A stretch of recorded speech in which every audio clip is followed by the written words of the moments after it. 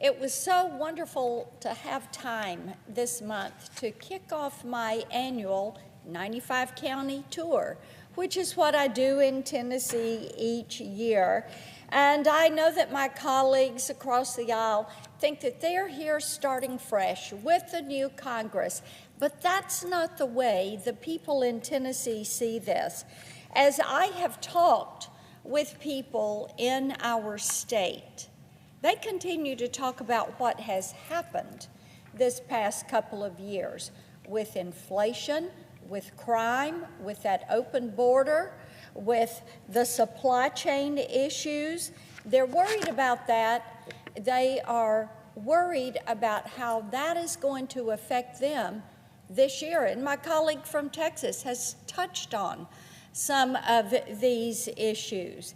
Now, in Tennessee, as they look at what has transpired over the last couple of years, we talked a lot about a tornado in December that ripped through Dresden, Tennessee. And I went into the Presbyterian church that was demolished on my last visit over there, and I saw the progress that they're making to rebuild that wonderful church.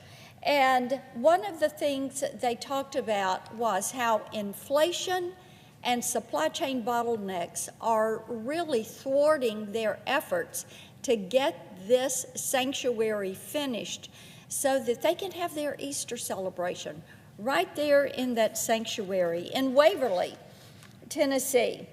Those individuals know exactly how the people over in Dresden feel, because we had floods that came through Humphreys County, Tennessee, devastating floods. There were 20 Tennesseans that lost their lives when the floods ripped through that town, destroyed that town about a year and a half ago. And the town is trying to rebuild.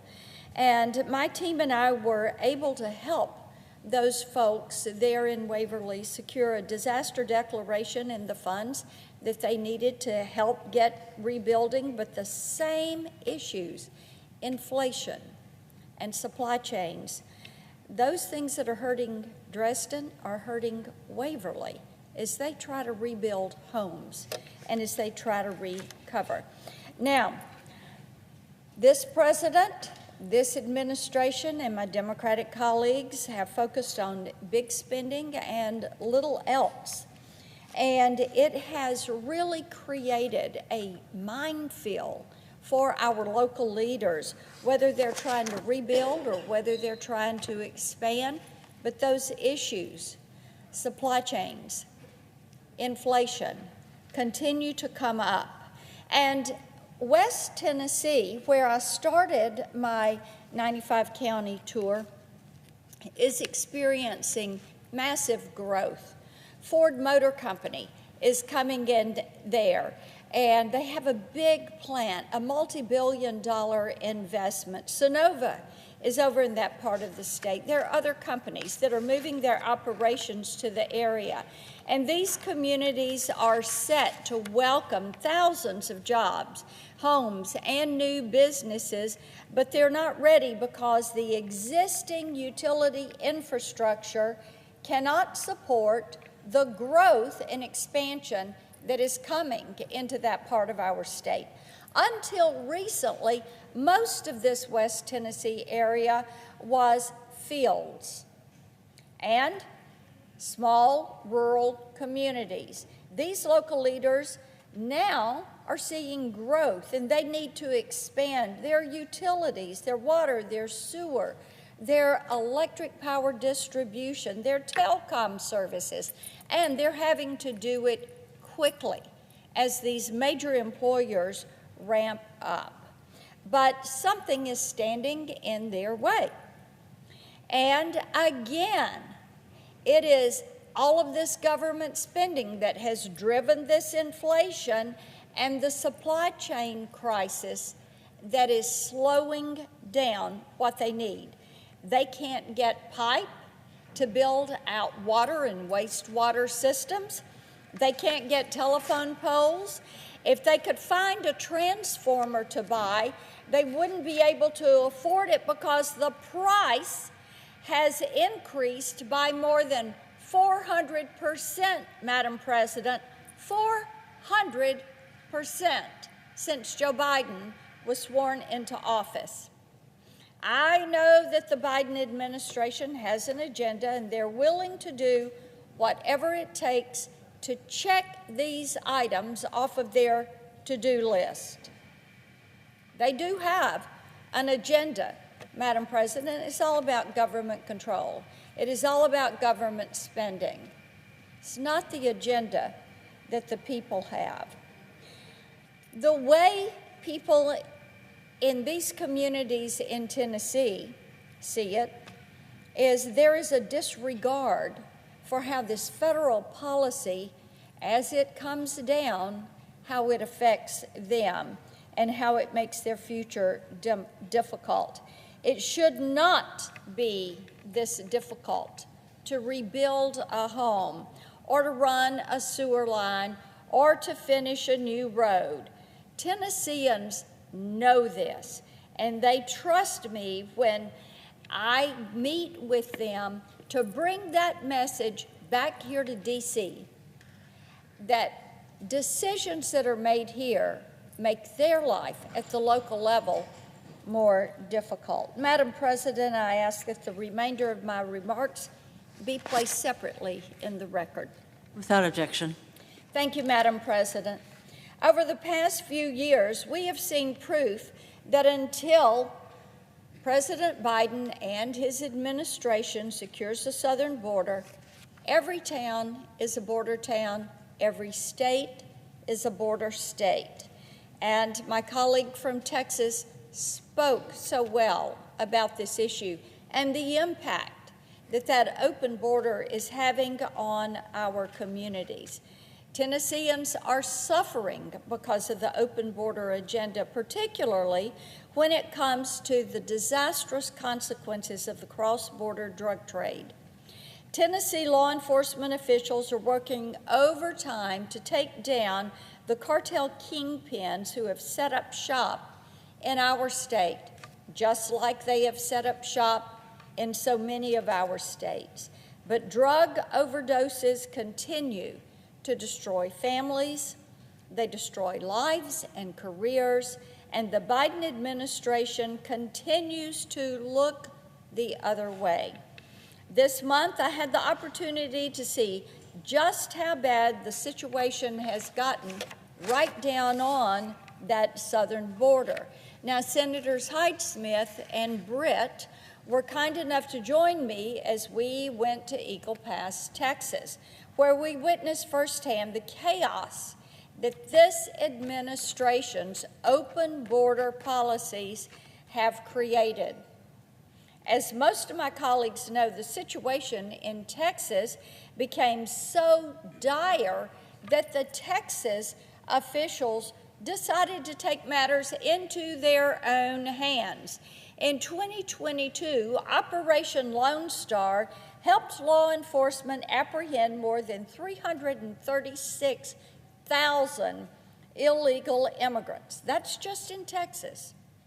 They arrested more than 23,000 criminals, criminal illegal aliens, 23,000 just in Texas. And they seized 354 million lethal doses of fentanyl. 354 million doses. Now, these numbers are appalling. When you hear them stand alone, they are appalling. When you talk to the Border Patrol and you realize this is Texas, this doesn't account for the other states. This doesn't account for what is going on as every state becomes a border state. Every town becomes a border town.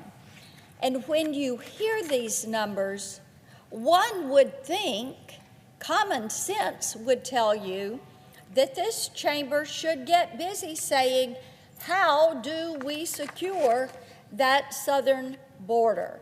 But that hasn't happened, and the cost of negligence is more crime and more death and more American citizens losing their lives and the cartel making more money. Yes, indeed. The cartels are running that border. You do not cross. Nothing crosses without paying the cartel. Now, we visited several locations in the Del Rio sector that are experiencing significant migrant traffic along the river. At every location, we found clothing, IDs, medication, and other personal items that the migrants dropped as they entered the country. What happened to those individuals is anyone's guess, because, see, many of them don't want to be found out who they really are. Many of them are convicted criminal aliens. Many of them come from countries that they would be sent back. So they create a new identity once they touch U.S. soil. And then they can be here because we have catch and release, because we do not have remain in Mexico, because we do not have what the Border Patrol has been telling us for 30 years they need, a physical barrier and better technology where they cannot have a physical barrier. In Eagle Pass, we were able to witness firsthand two separate migrant groups crossing the river. One of those groups included a pregnant woman and several children. The other included children and an elderly woman who was clearly struggling to keep her footing while she was coming across that river. And with this dangerous situation, with those freezing waters, the Texas National Guard troops could only watch and just hope that no one drowned. Now, that's what we saw in the early morning hours. But what we know is during the night, there were 57 other groups that crossed. A lot of them single adults. We know that the cartels, which are multi-billion-dollar, multinational organizations, they work globally, and they're bringing in hundreds of millions of dollars a week. And, Madam President, they have brought along people from 150 different countries who are going to the cartel to come into the country because they think it's faster to do it that way. Or maybe they want to be one of the gotaways, people we see on surveillance that are known gotaways, or the unknown gotaways, which is what the really bad ones are. They're going completely different areas and crossing to bring in drugs, to bring in sex traffickers, to bring in human traffickers, to put people into modern-day slavery. 57 more known crossings, known, that we did not see. Border agents told us that the day before our tour, that there were 1,000 arrests in the Del Rio sector. Now, Madam President, the day before we were out, it's important to note, there in Eagle Pass, there were 1,000 arrests. The president, on that very same day, was at El Paso. He saw no migrants. He saw a cleaned up community. The visit had been sanitized so that he did not see what they were experiencing in the Del Rio sector and at Eagle Pass. Now, after we had been out with Border Patrol and were watching all of this, we made one more stop, and it was to the Harris Ranch, which is near Uvalde, Texas. And this area has seen significant migrant traffic. It has disrupted their entire community. I met with local officials, mayors, sheriffs, DAs, people that own businesses, farmers, ranchers. And they told us that sometimes people may need an ambulance, but many times they're unavailable to people at Uvalde or in Kinney County because they're too busy responding to migrant emergencies. And the county attorney stated that he has prosecuted 4,000 criminal trespass cases, 4,000. And since August of 2021, he has prosecuted twice the number of people as live in the entire county. Now think about that. Double the number of people in your county where you live. And think about that as cases that are going to come before your local court system. And who pays for that? That's right, you do, the taxpayer. Every penny being spent, every penny is coming out of your pocket. And when you talk about the humanitarian crisis at that border, the loss of life, the abuse, the humanitarian cost is amazing. People who are risking their life because they're buying the lie of the cartels. They're physically, mentally, emotionally, sexually, and drug abused as they make this journey. Now, the Harris Ranch has about 30 miles of fencing around it, but even though they've got that fencing, it doesn't stop the migrants from coming onto the property. The owner of the ranch told us that he regularly gets a call in the middle of the night informing him that a migrant is having an emergency somewhere on his land and has dialed 911. Sometimes these calls come in too late or they don't come in at all, and we've all seen the news reports of these ranchers finding dead bodies on their property. And I will tell you that nothing in these reports is blown out of proportion.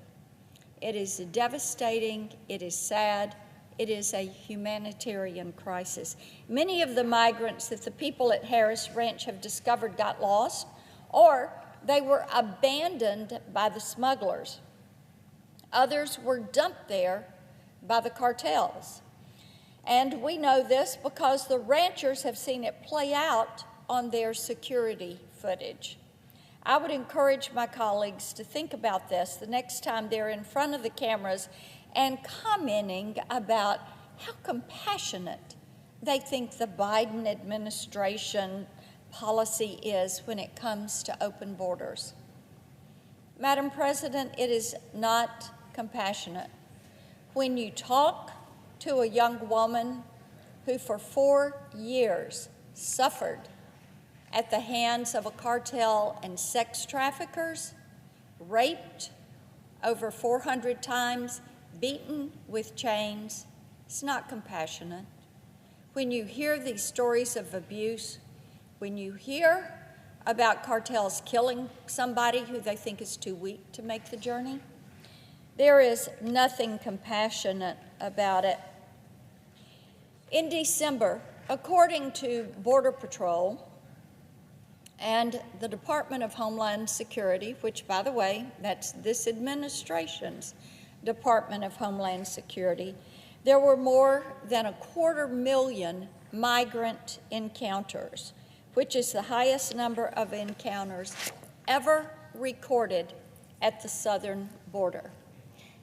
Putting that into context, That is more than the population of Knoxville, Tennessee, more than the population of Chattanooga, Tennessee. And Madam President, part of the tragedy is month after month, year after year, this gets worse. It continues to get worse. And we have to remember, these are the numbers that we know. These are not the gotaways that they could see on surveillance camera. They think you've had, in the last year, 1 million gotaways that are running into the country. Those are the known gotaways. We don't have a number on the unknown gotaways. And we have people that want to say this administration's policy is compassionate, and they're bringing in drugs, fentanyl, 16,000 pounds of it, enough to kill 3.3 billion people. They're trafficking women and girls, and we know that because we're hearing their stories.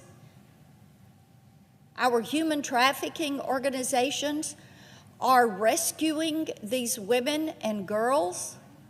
We hear about the gangs, we hear about crime in our communities, and we also hear from the Border Patrol, we can fix this. We can fix it. As I said, they've asked for a barrier. They've asked for better technology. They tell us keep Title 42. They tell us we need to remain in Mexico. They tell us you have to end catch and release in this country.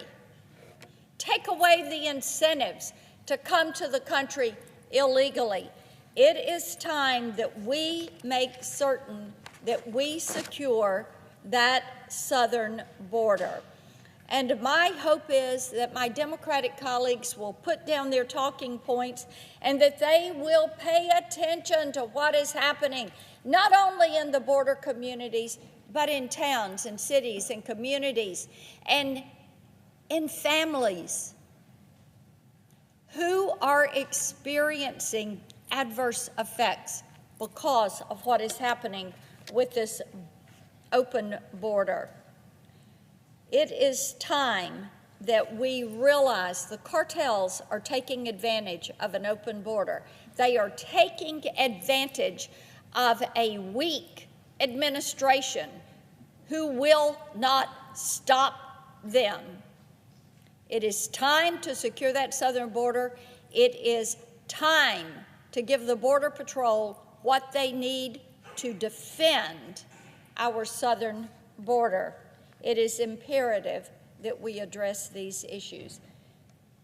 I yield the floor, and I note the absence of a quorum. Thank you, Mr. President. In keeping with their promise to fundamentally transform the country, Joe Biden and the Democrats have done everything in their power to fundamentally transform the federal judiciary. As a member of the Judiciary Committee, I've been able to interact with many of these nominees, and I have to say that I fully believe the American people deserve better. There was Charnel Bilkengren, Joe Biden's nominee to the Eastern District of Washington.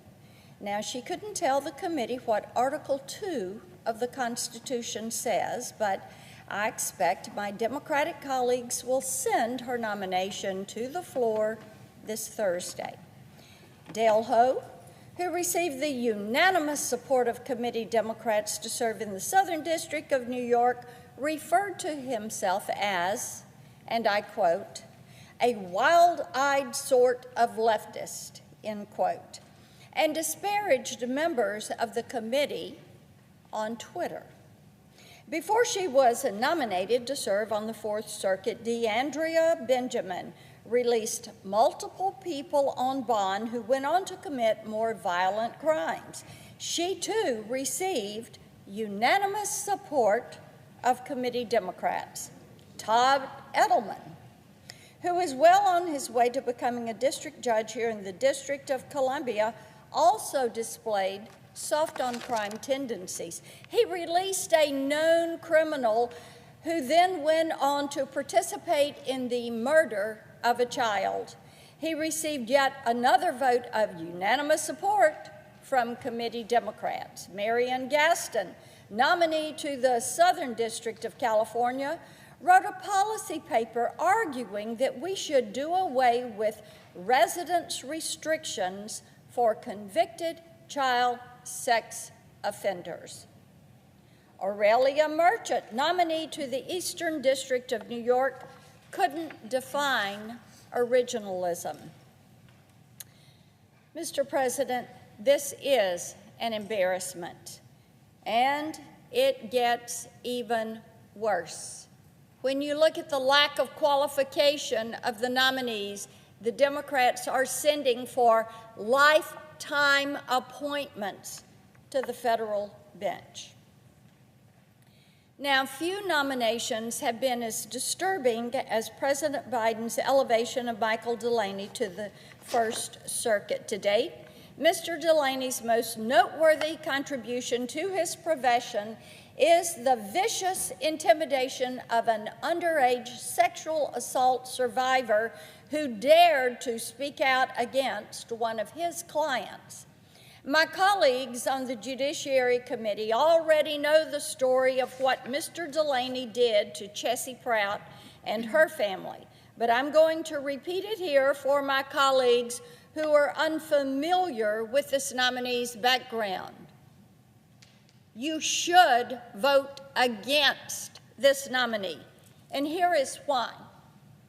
When she was a freshman at the elite St. Paul's boarding school, Chessie Prout was sexually assaulted by an older student participating in Senior Salute. This was a campus-wide competition that encouraged senior men to commit statutory rape. The perpetrator was ultimately found guilty of misdemeanor statutory rape, but the Prouts wanted their day in court with the civil suit. They had evidence that the powers that be at St. Paul's knew about this sick tradition. Mr. Delaney represented the school, and he decided he was going to play hardball. He moved to have Chessie, who was a minor child, named publicly in a lawsuit that had garnered national attention. That is right. Let's publicly name this child in a lawsuit that had garnered national attention. I would ask my colleagues, does that sound like an action that someone who is going to sit on the federal bench should be taking? Now, Mr. Delaney knew that if he exposed Chessie as Jane Doe, he would put her at risk of bullying, social isolation, and physical harm. He knew that. But it was worth it to him because it meant he could silence Chessie Prout, and he could go on and protect an elite private school that had a sick tradition. Their leadership knew about that sick tradition. Well, most of my Republican colleagues came to Mr. Delaney's confirmation hearing, and they questioned him about this action. Only 2 of my Democratic colleagues chose to attend the hearing and to question him. Why? Because even my friends on the other side of the aisle who have rubber-stamped each of President Biden's unqualified nominees, no matter how controversial they were, they knew this guy, Mr. Delaney, he is unfit to sit on the bench. I would say two things to Chairman Durbin and the rest of my Democratic colleagues on the Judiciary Committee. First, even a cursory glance at this nominee's record should have landed his file in the trash can. You don't do this. You do not do this to minor children. But now that his nomination is facing a vote, you need look no further into Mr. Delaney's record than what has already been laid out before us. He harassed and threatened a 15-year-old little girl who survived a sexual assault and who was just trying to protect other young women at that school from that same fate. That should be enough for every single member on the Judiciary Committee to oppose this nomination. It should be enough for every member of this chamber to oppose his nomination and confirmation. Confirming Mr. Delaney would send a chilling message to victims of sexual assault. No victim would ever be able to walk into his courtroom and feel that they would be treated fairly under the law after seeing the way he treated Chessie Prout. I want to let Chessie speak for herself in a letter she submitted to the Judiciary Committee. My concern is that many of my colleagues in this chamber have not seen this letter. Indeed, Mr. President, I'm concerned that members of the Democratic caucus who did not attend the hearing are unaware of this letter. So I will allow her to speak, and I quote, "If Michael Delaney is confirmed, if an attorney who brazenly intimidated a minor victim of sexual assault is given the distinct privilege to serve as a judge for the United States Court of Appeals, you, meaning every single one of you that would vote for him, you are telling victims and survivors that you not only approve of victim intimidation tactics, you reward their enactors with one of the highest legal appointments in the state of Massachusetts. I expressed my concerns to the Department of Justice when Michael Delaney was first nominated in April of 2022, and today I am urging you to vote no to Michael Delaney's nomination," end quote. Mr. President, I ask that Chessie's full letter be printed in the record alongside my remarks. Without objection. Thank you. The White House knew that Mr. Delaney was unfit to serve, but they nominated him anyway. For the sake of young men and women around this country who are survivors of sexual assault, I urge President Biden to withdraw Michael Delaney's nomination. And I call on my Democratic colleagues to urge the White House to withdraw this nomination.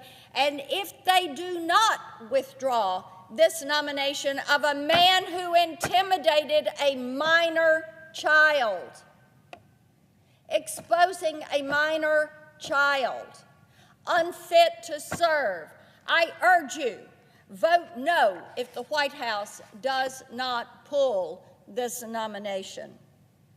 Mr. President, I ask that the remainder of my remarks be placed separately in the record.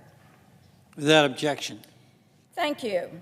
Joe Biden's reckless border policies have allowed human trafficking and smuggling to grow into a $13 billion industry, with criminal cartels earning up to $14 million every day for trafficking families, women, and children into the country. I want to be crystal clear about what's happening here. This is not some sort of humanitarian mission. The cartels are not doing this out of the goodness of their heart. These are violent criminals who have figured out how to make millions of dollars every single day. They are kidnapping young girls and exploiting them for sex and labor over and over again. The left wants you to believe this is a myth, or that reports of trafficking and exploitation are exaggerated. But while I was down on the border, I heard from two women who can provide a mountain of evidence to the contrary. Former Mexican Congresswoman Rosa Maria de la Garza joined us to talk about her advocacy on behalf of survivors of this horrific abuse. She was dedicated all her life. She puts her time into preventing and targeting human trafficking in her own country. And she has seen firsthand the ease with which the cartels use our open border to make a buck, and how they expand the slave trade into our country, profiting from it. We also had the chance to speak with Carla Romero, who is a survivor of cross-border sex trafficking. Carla fell into the hands of her captors when she was 12 years old and was enslaved as a sex-trafficked individual for 4 years. During that time, she estimates that she was raped over 40,000 times. A child in the hands of a cartel. That is what they did to her. This is a humanitarian catastrophe that is enabled not only by the Biden administration's refusal to secure the border, but by incentives buried in the law that encourage criminal behavior. At the end of last year, the Justice Department committed over $90 million in funding to combat human trafficking. It's an incredible investment of taxpayer resources, but unbelievably enough, the American people are subsidizing the lifestyles of these criminals, even as they invest millions to bring down these trafficking rings. As it stands right now, the law allows accused traffickers to live in government housing and receive government benefits even after they are apprehended by law enforcement and charged with a crime. If we're going to get serious about combating trafficking at the border, we need to eliminate this incentive for illegal conduct. Now, Mr. President, I know it seems unbelievable that you have these cartel members that are getting U.S. government benefits, living in government housing, getting unemployment checks, but it is happening. Now, the Remain in Mexico policy is a prime example of how successful tactics can work. By requiring asylum seekers to stay in Mexico while awaiting a court date, we ensured that migrants weren't rewarded for illegally crossing the border. These programs work, and that's why I, along with Senator Hyde-Smith and Senator Brent, introduced the Stop Taxpayer Funding of Traffickers Act. It makes clear that anyone charged with drug or human trafficking at our border cannot receive federal government benefits until their case is resolved. It would block them from receiving any retirement, welfare, Social Security, health or disability benefits. It also means that traffickers would not be able to receive a grant, contract, loan, professional or commercial license from the U.S. government. This is something that needs to happen. Prohibiting traffickers from receiving taxpayer funds is just plain common sense. And there's no reason why this legislation shouldn't pass the Senate immediately. I can't imagine that anyone would be for allowing these drug traffickers and sex traffickers to continue to live in government housing and receive these benefits. In the same way that drug traffickers are directly profiting from the opioid epidemic that has killed millions of Americans, human traffickers are reaping the rewards of this administration's complacency. It's time to start paying attention to some of the details of what is happening at our southern border. The American people are paying attention, and they're waiting on this president and on this body to join them in doing something about it. I yield the floor. I ask unanimous consent that Senator Young and I each be able to speak for 5 minutes prior to the scheduled vote. Without objection. Thank you, Madam President. Last year, Senate Democrats used the budget reconciliation process to pass the Inflation Reduction Act. They did this without a single Republican vote. Included in that monstrosity was an $80 billion payday for the Internal Revenue Service, more than 6.5 times the amount of funding that the IRS would normally receive in any given year. After this happened, I had a lot of Tennesseans ask me, why does the IRS need that much money? Many of them are really fearful that the IRS is going to come after them and their small businesses. And you know what? They're probably right. The Biden administration insists they're going to use this $80 billion to help the IRS answer the telephones because they're only answered about 20% of the time. But we know that it means more audits for small businesses, small business manufacturers, and Main Street merchants. This administration has never once passed up an opportunity to expand government power, and they aren't about to stop now. We know that this expansion will lead to needless harassment. That's the nature of big government. But I'm equally concerned about the sheer amount of data the IRS has scraped up during investigations. The IRS already collects far more data than they need. In 2022, they hired a contractor to block taxpayers from accessing government services unless they handed over sensitive biometric data. They already have your name, address, and social security number, but now they want to collect a picture of your government ID, your fingerprints, and a selfie photo. Why in the world would we allow the IRS to collect this data? The answer, of course, is that most people wouldn't let them have it if they had a choice. But the IRS wants to force this on the American people. To make matters worse, we know that they are completely incapable of protecting the data that they have access to.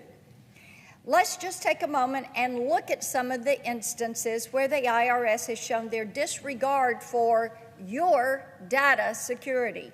In 2015, hackers exposed more than 700,000 taxpayers' Social Security numbers. In 2017, the IRS notified Congress that hackers had accessed more than 100,000 federal student aid accounts. In 2021, the infamous ProPublica leak unlawfully exposed financial information on many prominent Americans. And in 22, the 990T leak exposed the sensitive info of more than 100,000 taxpayers, not once, but twice.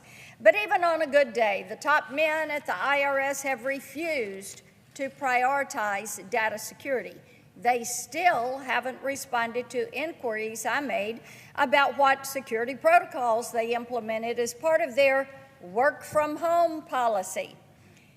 The IRS should be collecting the minimum amount of information required to do their job, and they should be doing all they can to protect your information. Instead, this agency has a giant flashing sign out front inviting hackers to browse their files. These bad actors already know the IRS is vulnerable, and we will not be able to control that threat until the IRS abandons its latest power grab and prioritizes data security. This is what the Biden administration needs to focus on before it spends $80 billion taxpayer dollars harassing the American people. I yield the floor.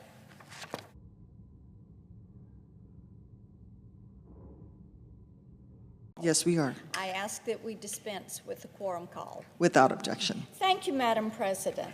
In the months leading up to the 2020 election, Joe Biden distanced himself from the far left wing of the Democratic Party and pitched himself as a moderate. And for the most part, the media happily played along right until day one of the Biden administration, when Joe Biden handed the reins to the most radical slate of nominees this country has ever seen. The Democrats claim that this administration is transformative, but that's not what Tennesseans believe. All they see is a president who is not in control of his government and a host of unelected bureaucrats on a mission to rip apart this country and to rebuild it in their image. That's the kind of transformation that they are carrying out in this country. This complete disregard for the American people was on display last week during Attorney General Merrick Garland's testimony before the Senate Judiciary Committee. It became clear to me from listening to his testimony and reviewing his tenure as our Attorney General that he has truly created a two-tiered system of justice in this country. Two systems of justice, two different types of investigations. Now, under these two separate tiers of investigations and response and justice, there is one standard that applies to people of faith, to parents, to conservatives, really the heartland of America. And there is a separate standard for the liberal political elites, people that are after power, people that want to control your life. And since the Dobbs opinion leak, violence and threats of violence have increased among far-left groups, but not among pro-life and conservative groups. Still, the Garland DOJ has targeted pro-life advocates for investigation, prosecution, and even full-scale FBI raids. Let me give you some examples of this. Over 70 pro-life pregnancy centers have been targeted by left-wing activists, yet only 2 individuals have been indicted. Compare that with 25 pro-life advocates indicted under the FACE Act just in the last 5 months. The Attorney General has been keeping very close tabs on the pro-life community. As I said, there are 25 that are being prosecuted, while only 2 are being prosecuted after having carried out 70 acts of vandalism against pro-life pregnancy centers and churches. But he is watching this pro-life community very closely, so I admit I was a little taken aback when he claimed in his testimony that he was completely unaware of a widely reported attack on a Crisis Pregnancy Center in Nashville. The far-left abortion advocacy group, Jane's Revenge, appears to have claimed responsibility for the firebombing attempt on the Hope Clinic for Women. But the Attorney General is still unwilling to classify this group as a domestic terrorist organization. You heard me right, Madam President. They firebombed a pro-life pregnancy center, a center there to help women with health care, to provide diapers for newborns, formula for babies. This group, Jane's Revenge, they were so proud of their work, they spray painted their name on the walls and took credit for it. Now, Mr. Garland likes to throw around the label domestic terrorist when it comes to parents who are concerned about what their children are being taught in school, but he will not use it to condemn far-left radicals who attempt to burn down a crisis pregnancy center. The American public should find this appalling and completely unacceptable. Tennesseans find this unacceptable. It is also unacceptable that he won't enforce the federal law that explicitly prohibits protesters from intimidating our Supreme Court justices. That's right. There is a federal statute against this, but he is not prosecuting these individuals. 5 justices and their families have endured unimaginable harassment from constant protesting outside of their private homes. One justice has even fallen victim to an assassination attempt. But no one, not one, 0, no one has been indicted or prosecuted. This is a federal crime. It is a law on the books. This is 2 tiers of justice at work. The American people can see this. And when I'm at home in Tennessee, Madam President, I hear a lot about this. It doesn't matter what side of the political spectrum someone sits on. I hear complaints about this 2 tiers of justice from Republicans, Democrats, Independents. The reason you do is because people know sometimes when you establish such a precedent that it leads to areas you don't want to go. Seeing that continue, we are a nation of laws that believe in the rule of law. Now here are more examples of this 2 tiers of justice. Pro-life advocates are being targeted for prosecution and arrest, while far-left pro-abortion radicals are free to commit violence in our communities. Concerned parents are labeled domestic terrorists. Our Supreme Court justices, who are subject to relentless protest outside their homes, are not being protected, and not a bit of concern from the country's chief law enforcement officer. I ask you, does that sound like normal conduct to you? Of course not. It was, as Chairman Durbin said after another recent meeting of the Judiciary Committee, a rough hearing. Conditions weren't much better over in the Commerce Committee last week, where my Republican colleagues and I truly struggled to see why President Biden had nominated someone with only a year and a half of aviation experience to lead the FAA. That's right, a year and a half of aviation experience to lead our federal aviation agency. Phil Washington's only relevant experience amounts to a 1.5-year stint at the Denver airport. He is totally unqualified to lead an agency that's desperate for true leadership.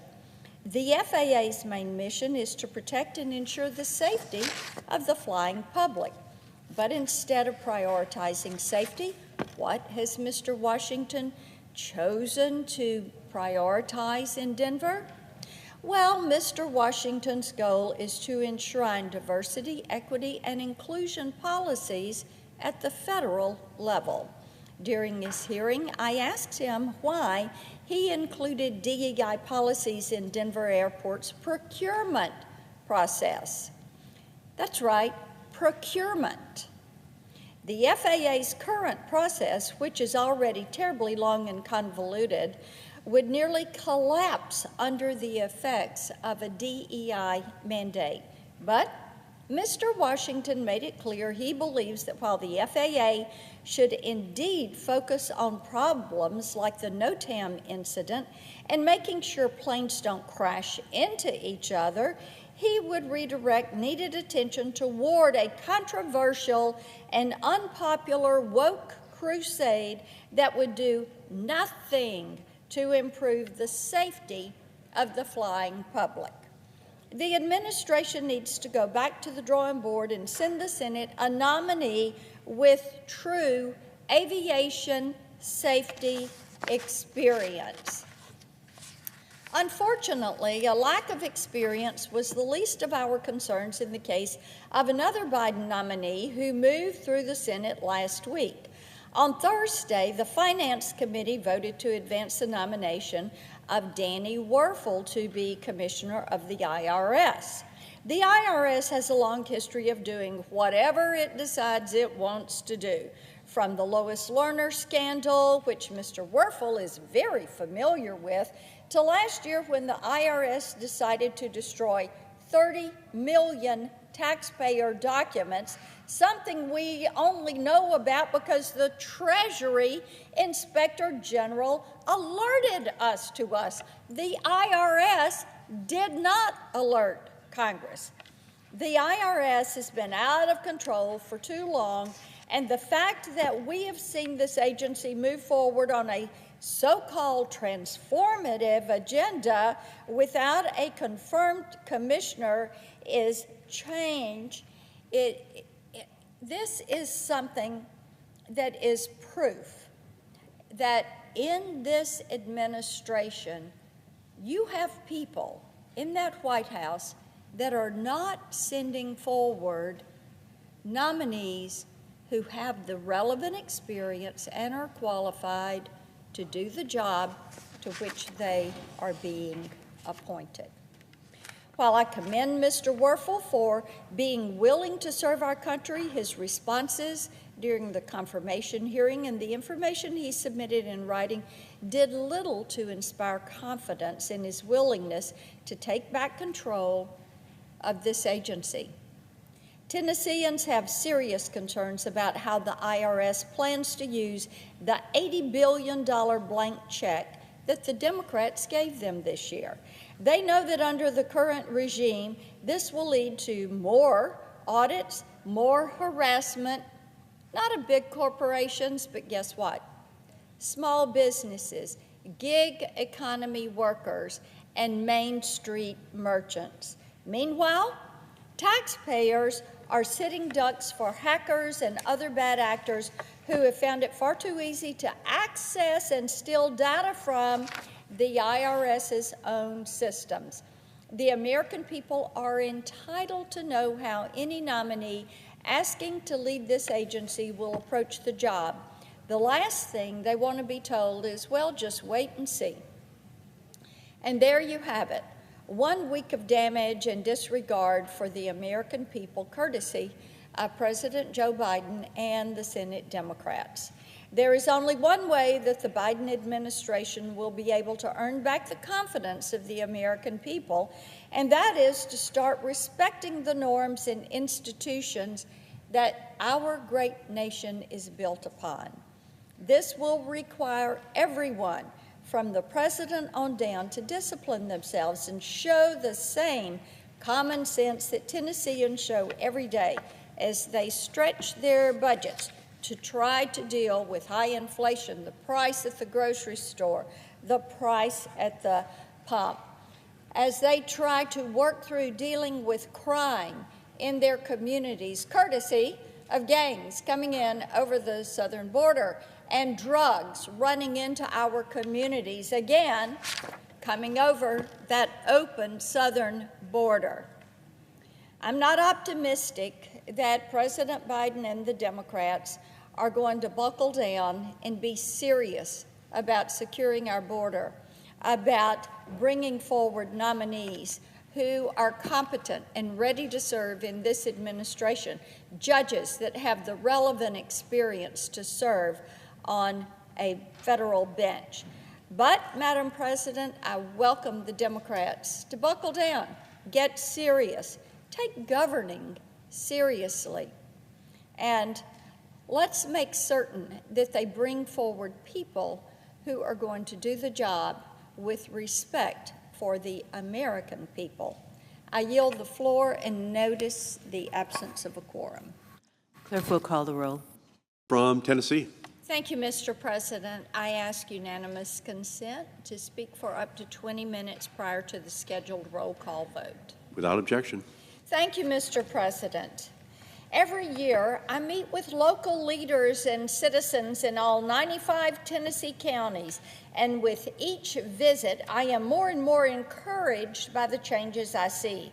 Low taxes, pro-business policies, and less invasive government have encouraged growth that my Democratic colleagues are not seeing back in their states. But still, many areas of Tennessee are hurting, and those that aren't are feeling the negative effects of inflation and broken supply chains.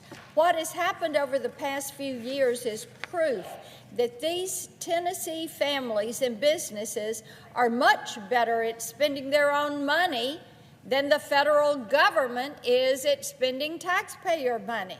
They have to be, because if they were as reckless with their paychecks as the Biden administration is with taxpayer funds, they would have gone bankrupt a long time ago. When they saw what the president put together in his latest budget request, they were not surprised, but they were incredibly discouraged at the idea of another year of federal spending that leaves our southern border vulnerable and guarantees another year of unsustainable inflation. Joe Biden and the Democrats have made it their mission to tax and spend this country into oblivion. But adding insult to injury is their commitment to ignoring the actual problems the American people are facing on a local level: inflation, drugs, crime, and continued supply chain problems. During my recent visit with officials in Cannon County, they had a lot to say about how this failure to govern has affected their ability to follow through on even the most basic public works projects. Like many distressed counties around the country, Cannon County received emergency funding during the pandemic. They put it toward short-term projects that for this community were really a once-in-a-lifetime opportunity to grow. But here's the problem. Over the past 2 years, my Democratic colleagues have spent so much money and driven inflation so high that any progress Cannon County leaders could have made with those projects has been completely washed out by the overall effects of inflation. For Joe Biden and the Democrats, this is something that's easily brushed aside. But for the people of Cannon County, it means that something as essential as a water project is stalled indefinitely. The topography of Cannon County makes it pretty hard to bring water in. But with this particular project, they would have been able to install a water line from neighboring Warren County and alleviate the pressure on their water supply. It wasn't a perfect solution, but it would have provided relief. But now, inflation and supply chain breakdowns have turned this project into a nightmare. Local leaders are questioning the construction estimates because they change or expire before their contractors can get their hands on the right materials. This means that by the time those materials come in, the county may not be able to pay for the work. And on it goes. There's no light at the end of the tunnel. The White House can spin this all they want, but this is not how business normally works. Joe Biden and the Democrats have embraced dysfunction at every turn, and Tennesseans, they're the ones that are suffering. Our wide open southern border has come up in every single county meeting I've taken since Joe Biden took his oath of office. And over the past few years, we have watched the situation become increasingly dire. Every town is a border town, and every state is a border state, including Tennessee. When I was in McMinnville earlier this year, local leaders described to me in great detail how the Biden administration's refusal to secure the border has pushed local police to the breaking point. For a town that small, the people of McMinnville should not be suffering from so much crime. But the flow of drugs is out of control, and the law enforcement officials I spoke with can trace it from their neighborhoods to the closest cartel distribution hub in Atlanta, and then down to the southern border. They find fentanyl in just about every drug that they seize. Deadly fentanyl.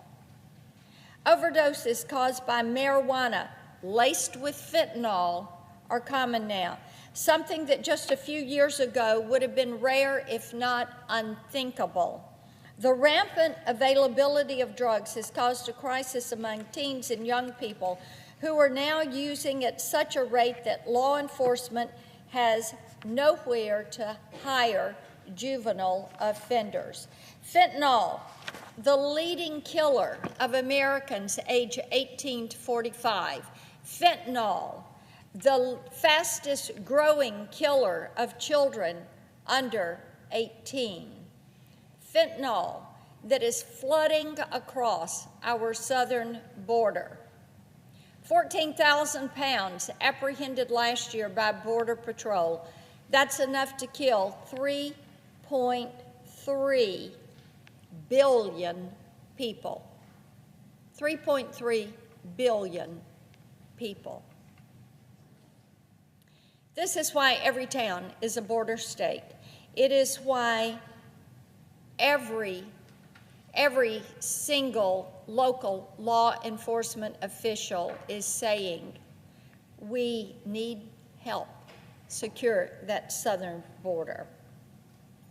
When I've talked to them about what they need to get a grip on the fentanyl issue, they've told me the same thing that local officials are telling other members of this body. Secure the border and make the resources available so that we can get a grip on this. They need to hire more law enforcement officers. They need to give them better pay and training, and they need to expand anti-drug programming for younger children. As sad as that is, they're the ones that are being introduced to and affected by these drugs. You could visit any county in the United States and probably hear very similar stories from local officials who have worked hard, kept their own spending in check, and who have done their best to plan for the future of their communities. They love their communities. They're worried about crime. They're worried about drugs. They want more choice and options for education. They want security in their local streets. Officials in the White House and here on Capitol Hill know what their policies have done to these local leaders and to the American people. They also know that the president's budget request doesn't reflect what they need or even what they want. They're asking for relief. They are not asking for new programs. They're not asking for pie in the sky. They're not wanting to see more bailouts. They don't need more mandates. What they need is relief. Relief that will address inflation. Relief that will address supply chains. Relief that will address the drugs and the crime that is flowing across that southern border. These are issues they look at as root causes of rampant, out-of-control crime and out-of-control spending that has stalled growth in many communities. They won't be able to do that until Joe Biden and the Democrats realign their priorities with those of the American people. I yield the floor. Thank you, Madam President. Last month, I continued my annual 95-county tour with a swing through East Tennessee. Over the past few years, this area has experienced both economic growth and a population boom.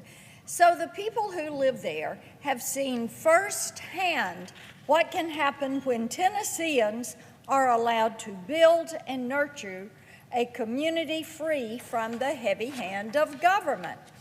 But they also know how fragile that stability can be, and they are just baffled by Joe Biden's determination to ruin what they and millions of other Americans have worked so incredibly hard to build.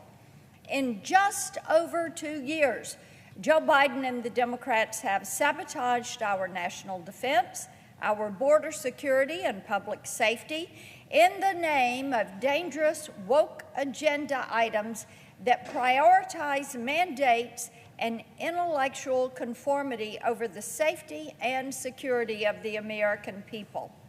Tennesseans are worried about the rise of the new axis of evil. Joe Biden is allowing Russia, China, Iran, and North Korea to cross one line after another, and that's not going over very well. Neither is the Biden administration's neglect of a security risk that hits much closer to home. So far this year, Border Patrol and other law enforcement officials have reported almost 500,000 encounters with migrants trying to illegally cross our border over the course of this fiscal year. Now, Madam President, the numbers I'm going to give you are for this fiscal year. They have recorded 332 encounters with people that are on the terrorist watch list. That is right. 332 have been apprehended at the border. These are people that are terrorists. They are on the watch list. Means if you catch them, they cannot come into this country. They have apprehended 330 dangerous gang members. That's MS-13. That is other of these gangs that are trying to get into the country, and they have seized almost 19,000 pounds of drugs. Now, this is what we know, and we can only estimate how many other terrorists or gang members or criminals escaped into the country and how much deadly contraband did they bring with them, because they are all in the category of gotaways. They're the people that you see on surveillance, but you cannot get to them. They're gotaways. Or they're people that after the fact, you don't see them, but after the fact, you find things that they have left along their path as they have escaped into this country.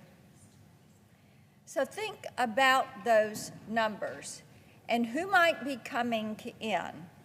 Now, when you look at it, this is a total neglect of our most basic line of defense.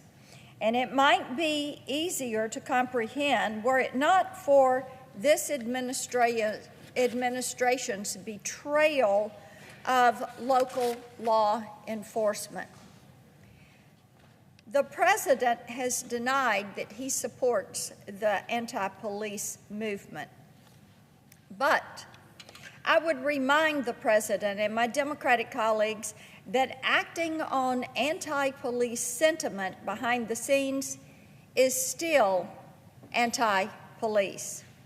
Making the job of law enforcement harder to do every day is anti-police. Using the bureaucracy to undermine access to grant funding and life-saving resources, that is anti-police. And deliberately leaving our border wide open to the drug mules bringing fentanyl into our backyards, that is anti-police.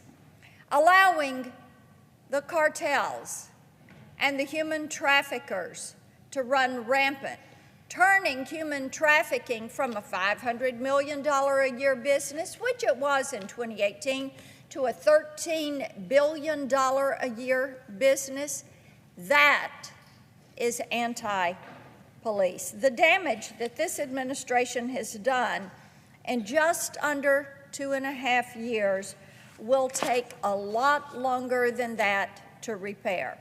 But simply answering one sweeping policy change with another won't magically reverse the ripple effects of this complete breakdown in orderly governance. Yes, we have to reverse policy, but we must also pay attention to the problems that have left local leaders, law enforcement officials, and families begging for help. So, Madam President, let's kind of work through these issues because they're of concern to Tennesseans. Tennesseans feel like this administration is seeking to normalize lawlessness.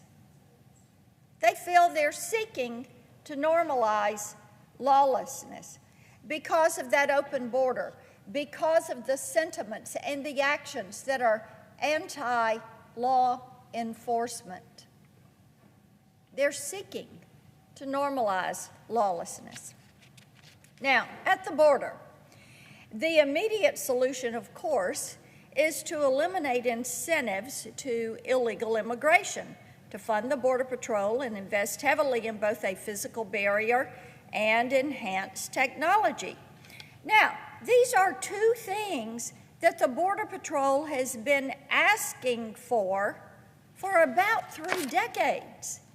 Give us a barrier of some type, and where you can't have a barrier, give us better technology. Now, we also need to address the plagues of drug smuggling and human trafficking. The Biden administration's refusal to stand up to the cartels has turned every town into a border town and every state into a border state. Between August of 2021 and August of 2022, the United States lost more than 107,000 people to drug overdoses. Now, 66% of these deaths were due to fentanyl. 107,000 people lost their lives to drugs. They're coming primarily over that southern border. Talk to any law enforcement officer. They will tell you the majority of the drugs they apprehend, they're coming across that southern border. The majority of those drugs are fentanyl. Now, I want you to think about this. We all know about World War I, the lives that were lost, precious lives, World War II, the lives that were lost, the Vietnam War, the Gulf War.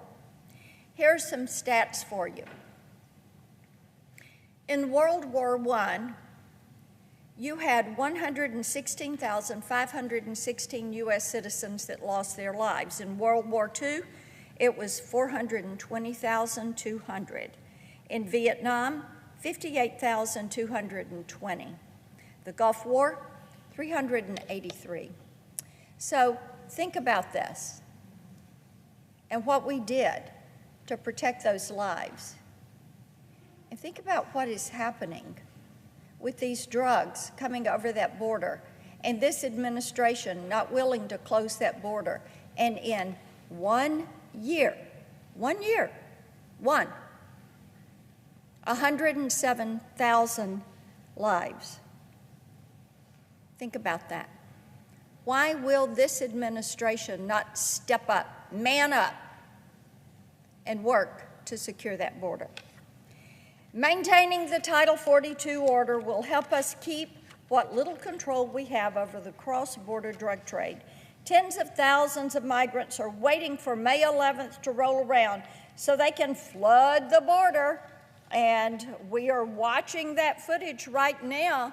I would encourage any of my colleagues who are not watching this footage, you need to log on and look at how people are coming up. El Paso, I think they've had 15,000 people over the weekend that have come to that border.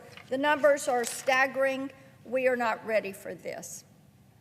Last week, my Tennessee colleague, Senator Hagerty, and I reintroduced the Stop Fentanyl Border Crossing Act, which would preserve the continued use of Title 42 authority to remove illegal border crossers and interrupt drug smuggling operations along the border.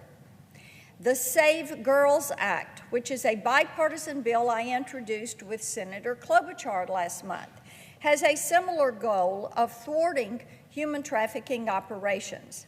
Now here's another stat for you. These are not my numbers.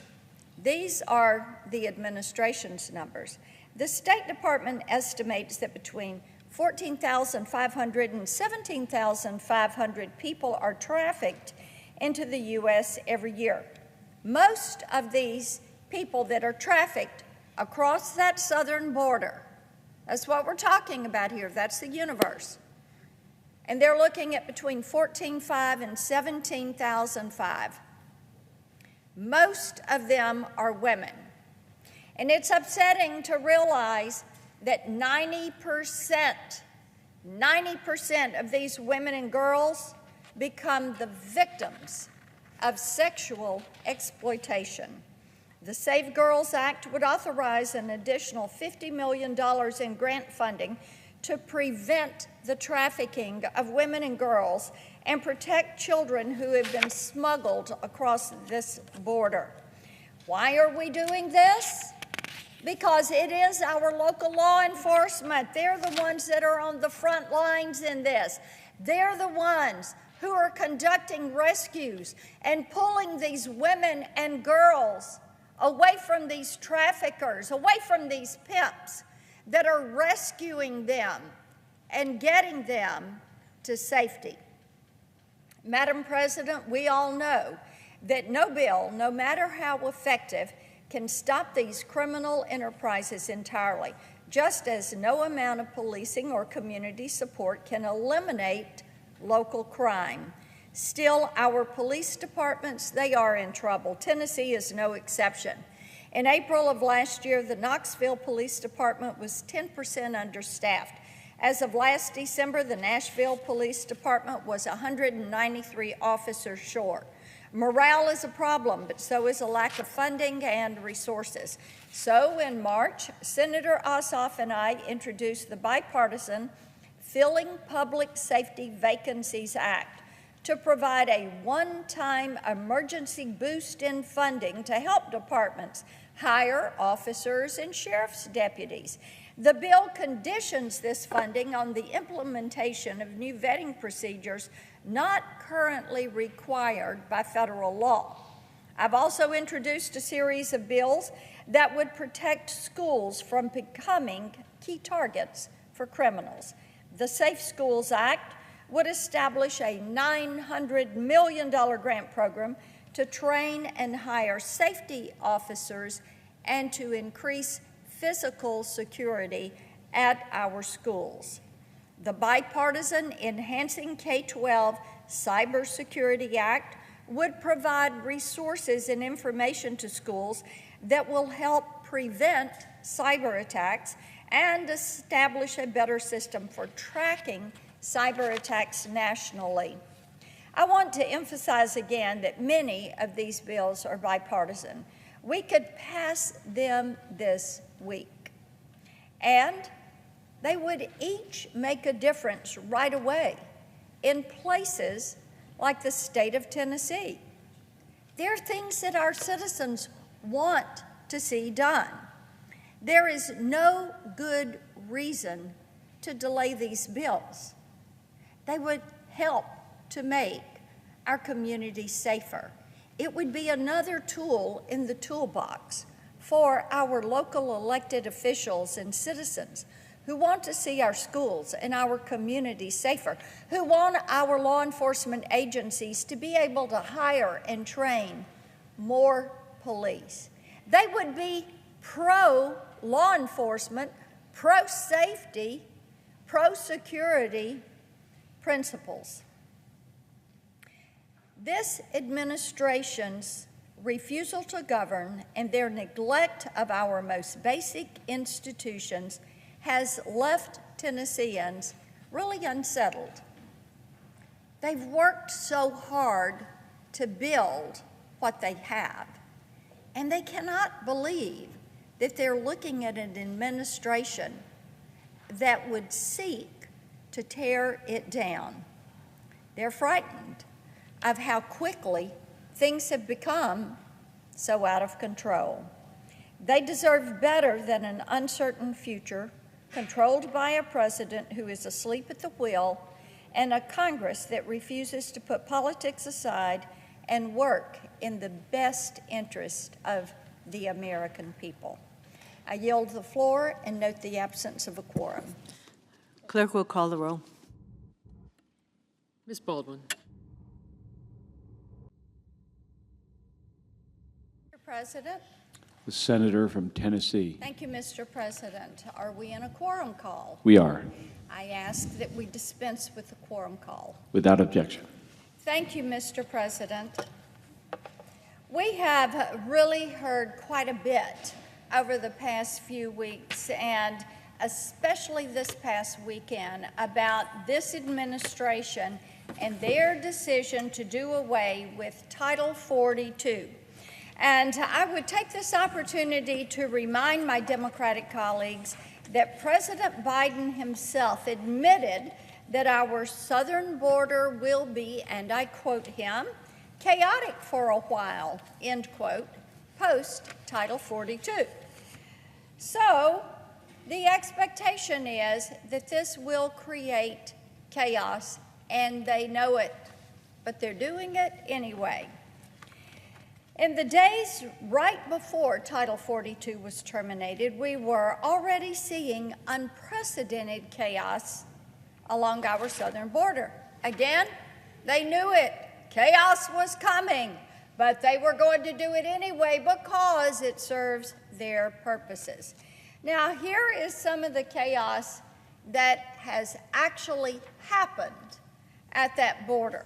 Now, these are last week's numbers. They're not my numbers. They're not Republican numbers. They're Border Patrol's numbers. This is what this administration is doing to the communities that are along that southern border. Border Patrol reported last week 68,000 apprehensions, and they seized hundreds of pounds of narcotics, including 56 pounds of fentanyl.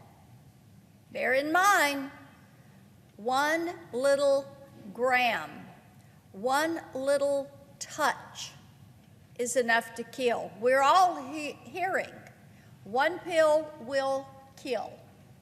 And yes, think about 56 pounds of that coming in. What would that do to your community? Now, at the same time, on top of the 68,000 that were apprehended, there were 16,000 gotaways that they could see on surveillance video, but they could not get to them. Those are the known gotaways. So they cross the border and they go running into the country. There are also the unknown gotaways. And Mr. President, as you know, as Border Patrol is out, as they are going through their day, many times they find evidence of people that have crossed where they couldn't see them on video. They weren't wanting to be apprehended. Those are the really bad guys that are bringing in more drugs, more terrorists, more gangs into this country. In the past 72 hours alone, we've seen 3 agents assaulted. These are our Border Patrol agents. They are being assaulted. Bear in mind, the cartels, global organizations, the cartels are in charge of that border on the Mexico side. So 3 of our agents have been assaulted. Almost 15,000 more apprehensions in 72 hours and more than 4,300 gotaways that evaded capture. Now, as I said, these are not my numbers. They're not Republican numbers. These are the numbers of the Border Patrol. They're the Biden administration numbers. They know they are creating chaos, that they're making life difficult, that they are making the job of Border Patrol harder every single day. But it serves their purpose, so they do it anyway. They know exactly what's happening and what will happen if they don't regain control of that border. More chaos. The chaos is going to escalate because the drug cartels were exploiting the end of Title 42 well before last week. I have on my poster this week in review with the apprehensions we've talked about. $83,000 that was seized from the cartels, 224 pounds of marijuana, 179 pounds of meth, 56 pounds of fentanyl, 34 pounds of cocaine, 5 pounds of heroin. You know, I had, Madam President, a sheriff tell me they used to apprehend drugs in grams. Now it is all pounds. Why is it pounds? It is because the cartels are so emboldened. Oh, here we go, we've got some more. 7 firearms, 5 sex offenders. These are people that are convicted of crimes in their countries, and they're trying to come in here. A lot of these countries are emptying their jails and trying to unload them on us. Well, 4 gang members coming to a neighborhood near you. Why is it that crime is running rampant? Well, we know. Now, this is all from last week. 2 felons, 1 subject with 5 warrants. That's what they are dealing with. Now, from October of last year to March of this year, agents apprehended more than 1 million illegal immigrants. Title 42 was still in place then. Last week, tens of thousands of people were camped on the Mexico side of the border, and nearly 80,000 more were gathered in Guatemala with plans to come into the United States. They're making their way here. The cartels have a plan. The Biden administration and the Democrats have 0 of a plan. So we need Congress to step in and make certain that we get this border secured. On his 2nd day in office, President Biden terminated the successful Trump-era migrant protection protocols. That is known as Remain in Mexico. The policy required illegal immigrants seeking asylum at the southern border or without proper ID to return to Mexico to await for their hearing. It worked. Guess what? It worked. Now, instead of keeping it in place, the Biden administration and the Democrats have decided to go back to the old failed catch and release policy. Come on in, we'll give you a court date. Court dates now are about 2030, but come on, we'll let you in. They will be caught, and then they're released into the country. Bringing back Remain in Mexico is essential to maintaining our nation's security and sovereignty, especially now that the Biden administration has completely undermined Border Patrol by stripping them of their Title 42 authority. So, this month, I introduced the Make the Migrant Protection Protocols Mandatory Act. Bill is simple. It mandates that individuals seeking asylum at the southern border or without proper ID must return to Mexico while they await their immigration proceedings. We should pass this as soon as possible.